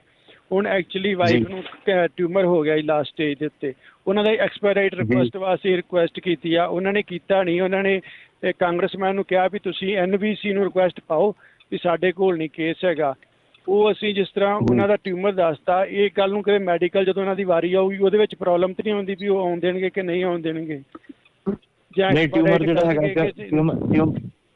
ਟਿਊਮਰ ਹੈ ਨਾ ਜਿਹੜਾ, ਉਹ ਕਮਿਊਨੀਕੇਬਲ ਡਿਜ਼ੀਜ਼ ਨਹੀਂ ਹੈਗੀ ਜਿਹੜੀ ਅਮਰੀਕਾ ਦੇ ਵਿੱਚ ਹੈਲਥ ਗਰਾਊਂਡ ਦੀਆਂ ਪ੍ਰੋਬਲਮ ਆਉਂਦੀਆਂ। ਉਹ ਬਿਮਾਰੀਆਂ ਤੇ ਆਉਂਦੀਆਂ ਜਿਹੜੀਆਂ ਕਿ ਆਮ ਜਨਤਾ ਨੂੰ ਫੈਲ ਸਕਦੀਆਂ। ਏਡਸ ਹੋ ਗਈ, ਟਿਊਬਰਕਲੋਸਿਸ ਹੋ ਗਈ। ਜਿਹੜਾ ਟਿਊਮਰ ਆ ਉਹਦੀ ਕੋਈ ਪ੍ਰੋਬਲਮ ਨਹੀਂ। ਤੇ ਇਹਦੇ ਵਿੱਚ ਇਹ ਤਾਂ ਨਹੀਂ ਸੋਚਣਗੇ ਬਾਅਦ ਦੇ ਵਿੱਚ ਵੀ ਪਬਲਿਕ ਚਾਰਜ ਬਣ ਸਕਦੇ ਆ ਬੰਦੇ?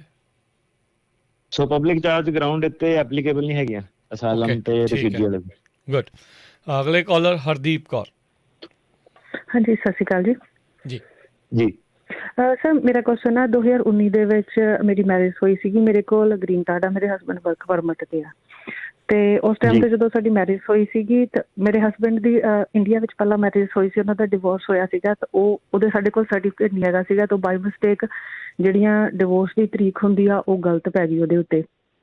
I-130 ਅਸੀਂ ਲਾਇਆ ਹੋਇਆ ਵਾ ਤੇ ਹੁਣ ਮੈਂ ਸਿਟੀਜ਼ਨ ਦੇ ਲਈ ਅਪਲਾਈ ਕਰਨਾ, ਤਾਂ ਉਹਦੇ ਵਿੱਚ ਮੇਰੇ ਹਸਬੈਂਡ ਦੀ ਪਹਿਲੀ ਵਾਈਫ ਦੇ ਬਾਰੇ ਵਿੱਚ ਉਹ ਸਾਰਾ ਡਾਟਾ ਜਾਂ ਮੈਰਿਜ ਬਾਰੇ ਦੇਣਾ ਪੈਣਾ ਵਾ। ਤਾਂ ਉਹ ਹੁਣ ਸਾਡੇ ਕੋਲ ਸਮਝ ਨਹੀਂ ਆਉਂਦੀ ਵੀ ਅਸੀਂ ਉਹਦੇ ਤੇ ਕਿਹੜੀ ਵਾਲੀ ਇਨਫੋਰਮੇਸ਼ਨ ਦਈਏ। ਜਿਹੜਾ ਡਿਵੋਰਸ ਉਹਨਾਂ ਦਾ ਹੋਇਆ ਸੀਗਾ ਉਹਦੇ ਤੇ ਜਿਹੜੀ ਤਰੀਕ ਆ ਡਿਵੋਰਸ ਦੀ ਜਾਂ ਮੈਰਿਜ ਦੀ ਉਹ ਹੋਰ ਆ, ਜਿਹੜਾ ਸਾਡਾ ਮੈਰਿਜ ਸਰਟੀਫਿਕੇਟ ਆ ਉਹਦੇ ਤੇ ਅਸੀਂ ਉਹ ਤਰੀਕ ਗਲਤ ਪਾ ਚੁੱਕੇ ਆ। ਹੁਣ ਸਾਨੂੰ ਕੀ ਕਰਨਾ ਚਾਹੀਦਾ? ਅੱਛਾ, ਤੁਸੀਂ ਬਸ ਇਹ ਦੱਸੋ ਮੈਨੂੰ ਕਿ ਜਿਹੜੀ ਤੁਹਾਡੀ ਮੈਰਿਜ ਹੋਈ ਆ ਉਹਨਾਂ ਦੇ ਡਿਵੋਰਸ ਤੋਂ ਬਾਅਦ ਚ ਹੋਈ ਹੈ ਕਿ ਪਹਿਲਾਂ ਹੋਈ ਸੀਗੀ? ਨਹੀਂ ਬਾਅਦ ਚ ਹੋਈ ਆ। ਪਹਿਲਾਂ ਡਿਵੋਰਸ ਉਹਨਾਂ ਦਾ ਕਾਫੀ ਚਿਰ ਪਹਿਲਾਂ ਦਾ ਹੋ ਚੁੱਕਾ। ਹਾਂਜੀ, ਫਿਰ ਕੋਈ ਪ੍ਰੋਬਲਮ ਨਹੀਂ। ਟਾਈਪੋਗ੍ਰਾਫਿਕਲ ਐਰਰ ਆ, ਤੇ ਜੋ ਤੁਹਾਡੇ ਸਰਟੀਫਿਕੇਟ ਬੋਲ ਰਹੇ ਨੇ ਐਕਚੁਅਲ ਦੇ ਵਿੱਚ ਤੁਸੀਂ ਉਹੀ ਪਾਓ, ਕਿਉਂਕਿ ਫਾਰਮ ਤੁਸੀਂ ਚੇਂਜ ਕਰ ਸਕਦੇ ਆ, ਸਰਟੀਫਿਕੇਟ ਨਹੀਂ ਤੁਸੀਂ ਚੇਂਜ ਕਰ ਸਕਦੇ। ਤੇ ਤੁਸੀਂ ਆਪਣੇ ਜਿਹੜੇ ਫਾਰਮਸ ਆ ਉਹਦੇ ਹਿਸਾਬ ਨਾਲ ਚੱਲੋ ਜੀ। ਤੇ ਉਹਦੇ ਵਾਸਤੇ ਕੋਈ ਇਹ ਤਾਂ ਨਹੀਂ, ਕੋਈ ਵੱਖਰਾ ਫਾਰਮ ਤਾਂ ਨਹੀਂ ਹੁੰਦਾ ਵੀ ਭਾਈ ਮੇਰੇ ਤੋਂ ਗਲਤੀ ਹੋ ਗਈ, ਵੀ ਆ ਇੱਥੇ ਮਿਸਟੇਕ ਹੋਈ ਆ? ਕਿ ਸਿਰਫ ਦੱਸਣਾ ਹੀ ਹੁੰਦਾ ਉਹਨਾਂ ਨੂੰ ਵੀ ਮੇਰੇ ਕੋਲ ਗਲਤੀ ਨਾ ਪੈ ਗਈ ਸੀ? ਐਂਡ ਆਫ ਦਾ ਡੇ ਕੀ ਹੈ ਕਿ ਐਂਡ ਆਫ ਦਾ ਡੇ ਇਹ ਹੈਗਾ ਕਿ ਤੁਸੀਂ ਕੋਈ ਝੂਠ ਨਹੀਂ ਬੋਲਿਆ। ਜੇ ਤੁਸੀਂ ਕੁਛ ਮਾੜੀ ਮੋਟੀ ਗਲਤੀ ਕੀਤੀ ਹੈ ਤਾਂ ਉਹ ਮਟੀਰੀਅਲ ਮਿਸਰੈਪ੍ਰੈਜ਼ੈਂਟੇਸ਼ਨ ਹੋਣੀ ਚਾਹੀਦੀ ਹੈ। ਸੋ ਜਿੱਦਾਂ ਇਹ ਦੱਸ ਰਹੇ ਨੇ ਮਟੀਰੀਅਲ ਮਿਸਰੈਪ੍ਰੈਜ਼ੈਂਟੇਸ਼ਨ 'ਚ ਨਹੀਂ ਆਉਂਦਾ। ਜੇ ਇਮੀਗ੍ਰੇਸ਼ਨ ਇਹਨਾਂ ਨਾਲ ਸਵਾਲ ਜਵਾਬ 'ਚ ਪੈਂਦੀ ਹੈ ਤੇ ਤੁਸੀਂ ਫਿਰ ਉਸ ਟਾਈਮ ਤੇ ਤੁਸੀਂ ਵਕੀਲ ਅੰਗੇਜ ਕਰਿਓ। ਸੋ ਜਿਹੜੀਆਂ ਇਹਦੀਆਂ ਫਿਰ ਆਰਗੂਮੈਂਟਸ ਹੋ ਗਈਆਂ ਉਹ ਸੈਕਸ਼ਨ ਤੁਹਾਨੂੰ ਦੱਸਣਾ ਪੈਣਾ ਉਹਨਾਂ ਨੂੰ ਕਿ ਮਟੀਰੀਅਲ ਮਿਸਰੈਪ੍ਰੈਜ਼ੈਂਟੇਸ਼ਨ ਕਰਕੇ ਤੁਸੀਂ ਮੇਰੀ ਨੈਚੁਰਲਾਈਜੇਸ਼ਨ ਡਿਨਾਈ ਕਰ ਸਕਦੇ ਹੋ, ਅਦਰਵਾਈਜ਼ ਨਹੀਂ ਕਰ ਸਕਦੇ। ਸੋ ਤੁਹਾਡਾ ਜਿਹੜਾ ਵਿਆਹ ਹੀ ਜੇ ਬਾਅਦ 'ਚ ਹੋਇਆ ਡਿਵੋਰਸ ਤੋਂ ਜਿੱਧਰਲੇ ਪਾਸੋਂ ਮਰਜ਼ੀ ਲੈ ਲਓ, ਸੋ ਤੁਹਾਡਾ material heart of the claim ਤੇ ਨਹੀਂ ਜਾਂਦਾ। ਸੋ ਮੇਰੇ ਹਿਸਾਬ ਨਾਲ ਕੋਈ ਪ੍ਰੋਬਲਮ ਹੋਣੀ ਨਹੀਂ ਚਾਹੀਦੀ ਜੀ। ਇਹ ਵੀ ਚਲੋ ਇਹ ਸਲਾਹ ਆ ਵੀ ਵਕੀਲ ਨੂੰ ਨਾਲ ਲੈ ਕੇ ਜਾਇਓ ਤੇ ਚੰਗੇ ਰਹੋਗੇ। ਜੇ ਬਾਈ ਚਾਂਸ ਇਦਾਂ ਦਾ ਕੋਈ ਸਵਾਲ ਜਵਾਬ ਪੁੱਛਦਾ ਆ, ਵਕੀਲ ਨੂੰ ਕਾਨੂੰਨ ਪਤਾ ਨੇ। ਅਵਤਾਰ ਸਿੰਘ ਜੀ। ਹਾਂਜੀ, ਸਤਿ ਸ਼੍ਰੀ ਅਕਾਲ ਜੀ। ਸਤਿ ਸ਼੍ਰੀ ਅਕਾਲ ਜੀ। ਹਾਂਜੀ, ਮੈਂ ਸਿਟੀਜ਼ਨ ਇੱਥੋਂ ਆ ਤੇ ਮੈਂ 12 ਦੇ ਵਿੱਚ ਅਪਲਾਈ ਕੀਤਾ ਸੀ ਆਪਣੇ ਭੈਣ ਭਰਾਵਾਂ ਦਾ। ਮੇਰੇ 7 ਭੈਣ ਭਰਾਵਾਂ ਦਾ ਅਪਲਾਈ ਕੀਤਾ ਸੀ। ਇੱਕ ਦੀ ਡੈਥ ਹੋ ਗਈ ਆ ਤੇ ਜਿਹਦੀ ਡੈਥ ਹੋ ਗਈ ਉਹਦੇ ਬੱਚੇ ਆ ਸਕਦੇ? ਅੱਜ ਦੱਸ ਕੇ ਬੱਚੇ ਜੀ ਇਹ ਜਿਹੜਾ ਅੱਜ ਦਾ ਪ੍ਰੋਗਰਾਮ ਇਹਨੂੰ ਸੁਣਿਓ ਤੇ ਇਹ ਬੱਚੇ ਡਾਇਰੈਕਟਲੀ ਨਹੀਂ ਆ ਸਕਦੇ। ਤੁਹਾਨੂੰ ਜਾਂ ਤਾਂ ਉਹਨਾਂ ਨੂੰ ਅਡਾਪਸ਼ਨ ਦੇ ਥਰੂ ਲੈ ਕੇ ਆਉਣਾ ਪੈਣਾ ਤੇ ਜਾਂ ਫਿਰ ਉਹਨਾਂ ਨੂੰ ਜਿਹੜੀ ਇਨਵੈਸਟਮੈਂਟ ਇਮੀਗ੍ਰੇਸ਼ਨ ਹੁੰਦੀ ਹੈ 5 ਲੱਖ ਵਾਲੀ ਮਿਲੀਅਨ ਵਾਲੀ ਉਹਦੇ ਥਰੂ ਲੈ ਕੇ ਆਉਣਾ ਪੈਣਾ। ਸੋ ਦੋ ਹੀ ਤਰੀਕੇ ਬਚਦੇ ਨੇ। ਜੀ ਜੀ। ਤੇ ਬਾਕੀ ਹਿਊਮੈਨਿਟੇਰੀਅਨ ਰੀਸਟੇਟਮੈਂਟ ਵਾਲਾ ਇਹਨਾਂ ਨੇ ਅਪਲਾਈ ਕੀਤੇ ਹੋਏ ਆ ਕਈਆਂ ਦੇ, ਉਹਨੂੰ 2 ਸਾਲ ਲੱਗ ਜਾਣੇ ਅਜੇ ਪਤਾ ਲੱਗਣ ਨੂੰ ਵੀ ਇਦਾਂ ਚੱਲਦਾ ਹੈ ਕੰਮ ਕਿ ਨਹੀਂ ਚੱਲਦਾ। ਇੰਦਰਪਾਲ ਜੀ। ਹੈਲੋ, ਸਤਿ ਸ਼੍ਰੀ ਅਕਾਲ ਜੀ। ਜੀ ਜੀ। ਮੈਂ ਪੁੱਛਣਾ ਸੀ, ਮੈਂ ਆਪਣੇ ਪੇਰੈਂਟਸ ਦਾ ਅਪਲਾਈ ਕੀਤਾ ਸੀ। ਮੈਂ ਪਤਾ ਕਰਨਾ ਚਾਹੁੰਦਾ ਵੀ ਬੰਬੇ ਵਾਲੀ ਅੰਬੈਸੀ ਹੁਣ ਵੀਜ਼ੇ ਦੇ ਰਹੀ ਹੈ ਪੇਰੈਂਟਸ ਵਾਲੀ ਕੈਟਾਗਰੀ? ਸਿਟੀਜ਼ਨ ਦੇ ਜੀ ਸਿਟੀਜ਼ਨ ਵਾਲੇ ਦੇ ਰਹੀ ਹੈ, ਬਹੁਤ ਘੱਟ ਆ। ਹਾਂਜੀ, ਸਿਟੀਜ਼ਨ ਵਾਲਿਆਂ ਦੇ ਪੇਰੈਂਟਸ ਨੂੰ ਦੇ ਰਹੀ ਹੈ। ਵਿੱਚ ਕਈਆਂ ਦੀ ਜਿੱਦਾਂ ਇੰਟਰਵਿਊ ਹੋਈ ਹੈ ਆਏ ਆ। ਸੋ ਮੈਨੂੰ ਉਹਨਾਂ ਦਾ ਲੌਜਿਕ ਨਹੀਂ ਪਤਾ ਕਿ ਕਿਸ ਹਿਸਾਬ ਨਾਲ ਕਿਹੜੀ ਸਪੀਡ ਨਾਲ ਪ੍ਰੋਸੈਸ ਕਰ ਰਹੇ ਨੇ, ਕਿਹਨੂੰ ਦੇ ਰਹੇ ਨੇ ਕਿਹਨੂੰ ਨਹੀਂ ਦੇ ਰਹੇ ਨੇ। ਪਰ ਸ਼ਾਰਟ ਆਨਸਰ ਹੈਗਾ ਦੇ ਰਹੇ ਆ। ਪਰ ਹੁਣ ਇਹਦਾ ਮਤਲਬ ਇਹ ਨਹੀਂ ਕਿ ਤੁਹਾਡਾ ਵੀ ਉਹਨਾਂ ਨੇ ਇੰਟਰਵਿਊ ਦੇ ਦੇਣੀ ਹੈ। ਸੋ ਇਹ 'ਚ ਵੇਟ ਹੀ ਕਰਨੀ ਪੈਣੀ ਹੈ ਸਾਰਿਆਂ ਨੂੰ। ਤੇ ਜੋ ਹਾਲਾਤ ਚੱਲ ਰਹੇ ਨੇ ਮੈਨੂੰ ਨਹੀਂ ਲੱਗ ਰਿਹਾ ਕਿ ਅਗਲੇ 6 ਮਹੀਨੇ ਤੱਕ ਤੁਸੀਂ ਉਹਨਾਂ ਤੋਂ ਕੁਝ ਵੀ ਐਕਸਪੈਕਟ ਕਰ ਸਕਦੇ ਹੋ। ਜੀ ਜੀ। ਤੇ ਅਗਲੇ ਕਾਲਰ ਗੁਰਮੀਤ ਜੀ। ਹਾਂਜੀ ਪੁੱਤ, ਦੂਜਾ ਤਾਂ ਮੈਂ ਬੀਬੀ ਬੋਲਦੀ ਆ। ਤੇ ਆਪਣਾ ਪੁੱਤ ਮੇਰੇ ਨਾ ਬੇਟੇ ਦੇ ਪੇਪਰ ਭਰੇ ਸੀਗੇ ਤੇ ਉਹ 5 ਦੇ ਤੇ ਪੇਪਰ ਨਿਕਲੇ ਆ। ਉਹਨਾਂ ਦੀ ਇੰਟਰਵਿਊ ਵੀ ਚਲੀ ਗਈ ਸੀਗੀ 3 ਮਹੀਨਿਆਂ ਦੀ ਤੇ ਉਹ ਕਰੋਨਾ ਨਾਲ ਚਲੇ ਗਏ ਆ। ਇਕੱਲਾ ਹੀ ਬੇਟਾ ਸੀਗਾ ਤੇ ਅਸੀਂ ਇੰਡੀਆ ਜਾ ਨਹੀਂ ਸਕਦੇ ਸੀ। ਇੰਡੀਆ ਹੈ ਪੁੱਤ ਤੇ ਕੀ ਬਣੂਗਾ ਉਹਨਾਂ ਬੱਚਿਆਂ ਦਾ? 2 ਬੱਚੇ ਆ ਤੇ ਇੱਕ ਕਰਦੀ ਆ ਉਹਦੀ ਵਹੁਟੀ। ਉਹ ਤੁਹਾਨੂੰ ਜੀ ਅਡਾਪਸ਼ਨ ਦੇ ਥਰੂ ਬੱਚਿਆਂ ਦਾ ਅਡਾਪਸ਼ਨ ਦੇ ਥਰੂ ਤੁਸੀਂ ਉਹਨਾਂ ਨੂੰ ਲੈ ਕੇ ਆ ਸਕਦੇ ਆ। ਤੇ ਥੋੜਾ ਜਿਹਾ ਲੰਬਾ ਪ੍ਰੋਸੈਸ ਆ ਜੇ ਬੱਚੇ 16 ਸਾਲ ਤੋਂ ਛੋਟੇ ਆ। ਸੋ ਅਡਾਪਸ਼ਨ ਦੇ ਥਰੂ ਉਹਨਾਂ ਨੂੰ ਲਿਆ ਸਕਦੇ ਆ। ਤੁਹਾਨੂੰ ਨਵੇਂ ਸਿਰਿਓਂ ਜਿੱਦਾਂ ਉਹਨਾਂ ਦਾ ਬੱਚਿਆਂ ਦਾ ਕਰਨਾ ਪੈਣਾ ਤੇ ਇਹਦੇ ਵਿੱਚ ਸਿੱਧੇ ਨਹੀਂ ਹੋਣਾ। ਤੇ ਜਿਹੜੀ ਵਾਈਫ ਆ ਉਹਦਾ ਕੁਝ ਨਹੀਂ ਹੋ ਸਕਦਾ। ਜੇ ਵਾਈਫ ਦਾ ਤੁਸੀਂ ਜੇ ਤੁਹਾਡੇ ਕੋਲ ਪੈਸੇ ਹੈਗੇ ਆ, ਤੁਸੀਂ ਇਨਵੈਸਟਮੈਂਟ ਕਰਦੇ ਹੋ $5 ਲੱਖ ਜਾਂ $1 ਮਿਲੀਅਨ, ਫਿਰ ਤੁਸੀਂ ਉਹਨਾਂ ਦੀ ਮਾਂ ਦਾ ਫਾਈਲ ਕਰ ਸਕਦੇ ਹੋ। ਮਾਂ ਦੇ ਥਰੂ ਬੱਚੇ ਆ ਸਕਦੇ ਨੇ। ਸੋ 2 ਆਪਸ਼ਨ ਆ ਜਾਂਦੀਆਂ। ਜੀ। ਅਗਲੇ ਕਾਲਰ ਬਲਬੀਰ। ਹਾਂਜੀ, ਸਤਿ ਸ਼੍ਰੀ ਅਕਾਲ। ਹਾਂਜੀ, ਮੈਂ ਤੁਹਾਨੂੰ ਪੁੱਛਣਾ ਸੀ ਵੀਰ ਜੀ, ਹਨਾ ਮੇਰੀ ਨਾ ਭੈਣ ਨੇ ਮੇਰੇ ਬ੍ਰਦਰ ਦੇ ਪੇਪਰ ਅਪਲਾਈ ਕੀਤੇ ਸੀ ਅਮਰੀਕਾ ਆਉਣ ਲਈ।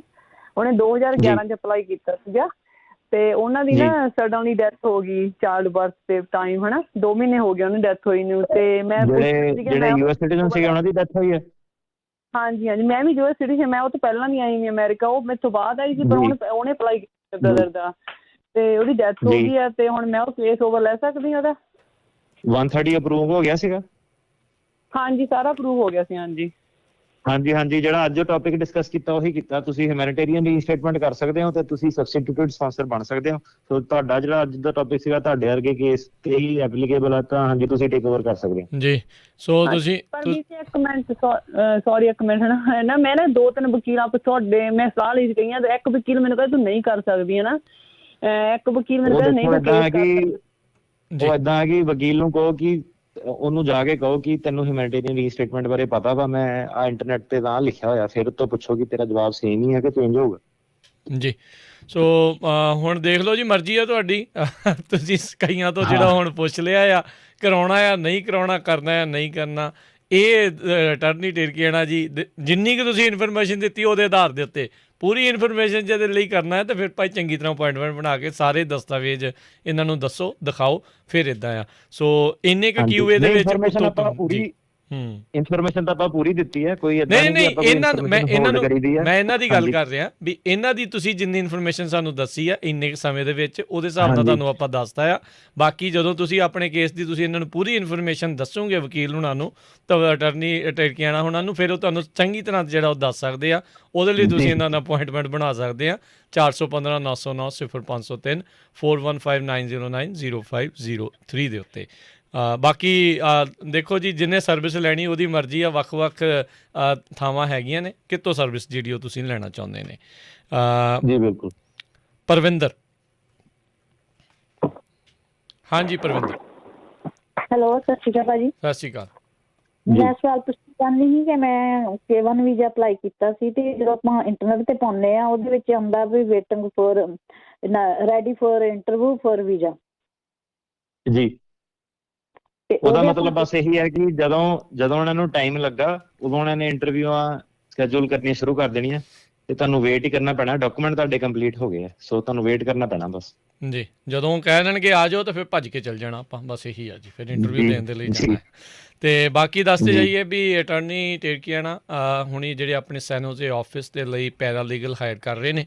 ਜੇ ਕੋਈ ਇਸ ਪੈਰਾਲੀਗਲ ਇਹਨਾਂ ਦੀ ਟੀਮ ਦੇ ਨਾਲ ਕੰਮ ਕਰਨਾ ਚਾਹੁੰਦਾ ਆ, ਅੰਗਰੇਜ਼ੀ ਤੇ ਪੰਜਾਬੀ ਜਿਹੜੀ ਉਹ ਤੁਹਾਨੂੰ ਆਉਂਦੀ ਹੋਣੀ ਚਾਹੀਦੀ ਆ। ਵਧੀਆ ਇੰਗਲਿਸ਼ ਜਿਹੜੀ ਉਹ ਤੁਸੀਂ ਲਿਖ ਲੈਂਦੇ ਹੋਵੋ ਅਤੇ ਤੁਸੀਂ ਇਹਨਾਂ ਦੇ ਨਾਲ ਸੰਪਰਕ ਕਰੋ। ਇਹਨਾਂ ਨੂੰ ਆਪਣਾ ਰੈਜ਼ੂਮੇ ਜਿਹੜਾ ਆ ਉਹ ਈਮੇਲ ਕਰੋ jay@immigration.global jay@immigration.global ਦੇ ਉੱਤੇ ਤੁਸੀਂ ਜਿਹੜਾ ਜੀ ਇਹਨਾਂ ਨੂੰ ਜਿਹੜਾ ਆ ਉਹ ਸੰਪਰਕ ਜਿਹੜਾ ਤੁਸੀਂ ਕਰੋ। ਇਹਨਾਂ ਨੂੰ ਆਪਣਾ ਰੈਜ਼ੂਮੇ ਸੈਂਡ ਕਰੋ। ਅਤੇ ਜੇ ਤੁਸੀਂ ਪੈਰਾਲੀਗਲ ਜਿਹੜਾ ਆ ਉਹ ਕਰਨਾ ਚਾਹੁੰਦੇ ਆ, ਇਹਨਾਂ ਦੀ ਟੀਮ ਦੇ ਨਾਲ ਕੰਮ ਕਰਨਾ ਚਾਹੁੰਦੇ ਐਜ਼ ਏ ਪੈਰਾਲੀਗਲ, ਅਤੇ ਇਹਨਾਂ ਨਾਲ ਕੰਮ ਕਰ ਸਕਦੇ ਹੋ।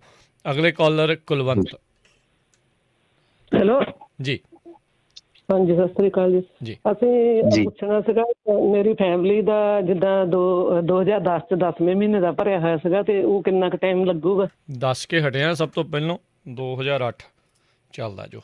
ਤੇ ਅਗਲੇ ਕਾਲਰ ਫਕੀਰ ਸਿੰਘ।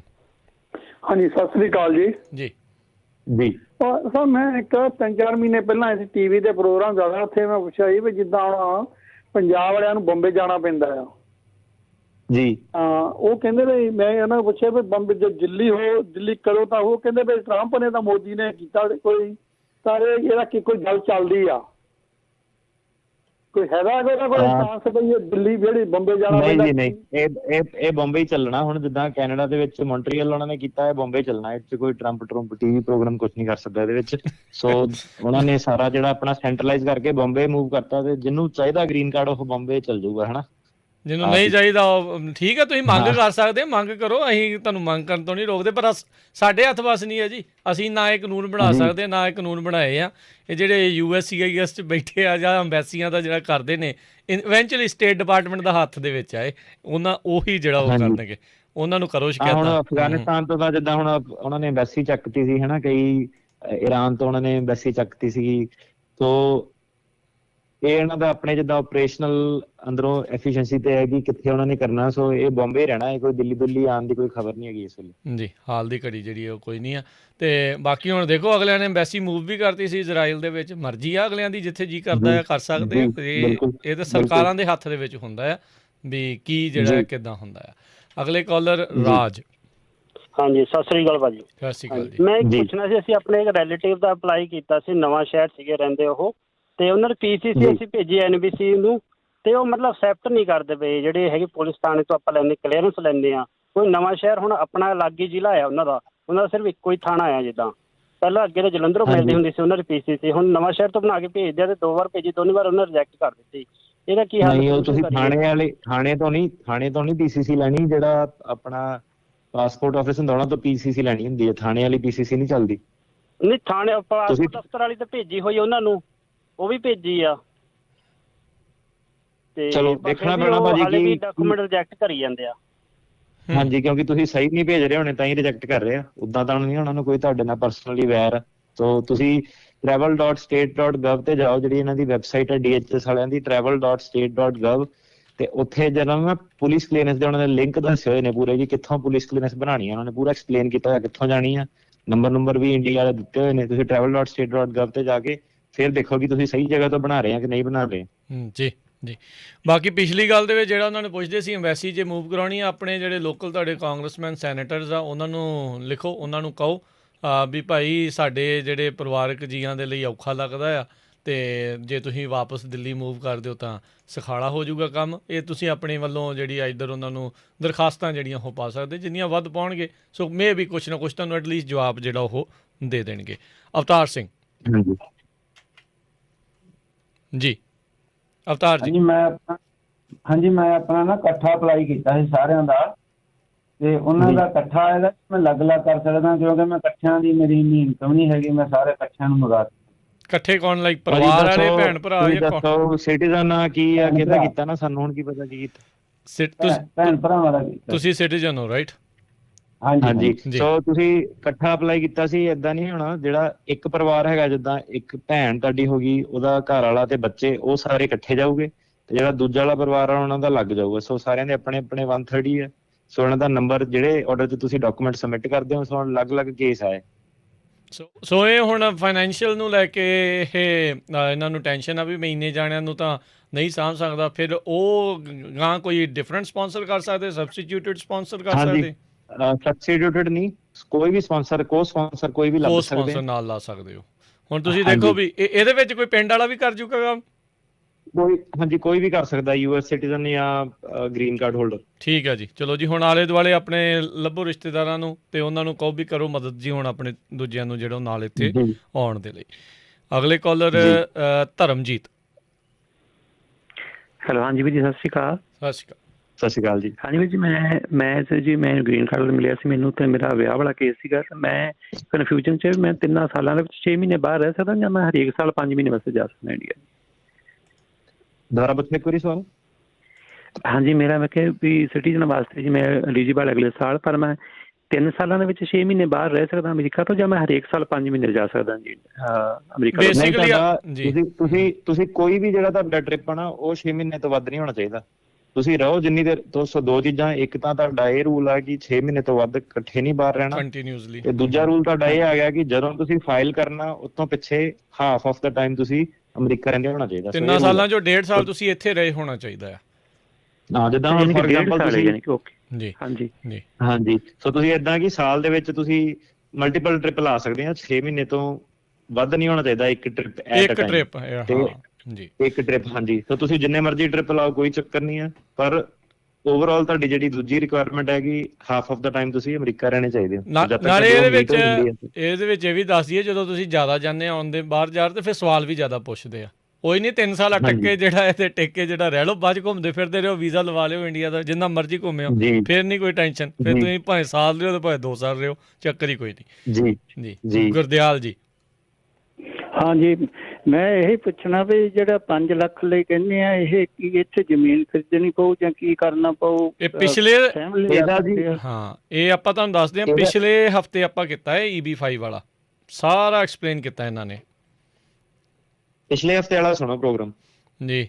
ਪਿਛਲੇ ਹਫ਼ਤੇ ਤੁਹਾਨੂੰ ਤਰੀਕ ਦੱਸ ਦਿੰਦੇ ਸੀਗੀ ਜੀ 4 ਸਤੰਬਰ। YouTube 'ਤੇ ਜਾਓ, ਪੰਜਾਬੀ ਰੇਡੀਓ USA ਜਿਹੜਾ ਉਹ ਸਰਚ ਕਰੋ, US ਇਮੀਗ੍ਰੇਸ਼ਨ, ਅਤੇ ਨਾਲ ਪਾ ਲਓ ਤਰੀਕ ਜਿਹੜੀ ਜੀ 4 ਸਤੰਬਰ, ਉੱਥੇ ਲੱਭ ਜਾਣਾ ਹੈ। ਅਤੇ ਜਾਂ ਤੁਸੀਂ ਫੇਸਬੁੱਕ ਦੇ ਉੱਤੇ ਜਾ ਕੇ ਵੀ ਜਿਹੜਾ ਉਹ ਦੇਖ ਸਕਦੇ ਹੋ। ਪੂਰਾ ਉਹਨਾਂ ਨੇ ਐਕਸਪਲੇਨ ਕੀਤਾ ਕਿੱਥੇ ਕਰਨਾ, ਕਿਵੇਂ ਕਰਨਾ, ਕਿੱਦਾਂ ਜਿਹੜਾ ਉਹ ਹੋ ਸਕਦਾ। ਗੁਰਮੀਤ ਕੌਰ।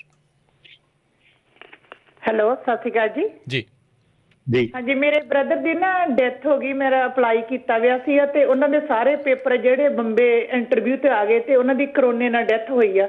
3 ਕੁ ਮਹੀਨੇ ਹੋਏ ਆ ਜੀ ਤੇ ਉਹਨਾਂ ਦੇ 2 ਬੱਚੇ ਤੇ ਵਾਈਫ ਆ ਸਕਦੀ ਹੈ। ਅੱਜ ਦਾ ਪ੍ਰੋਗਰਾਮ ਸੁਣੋ ਜੀ।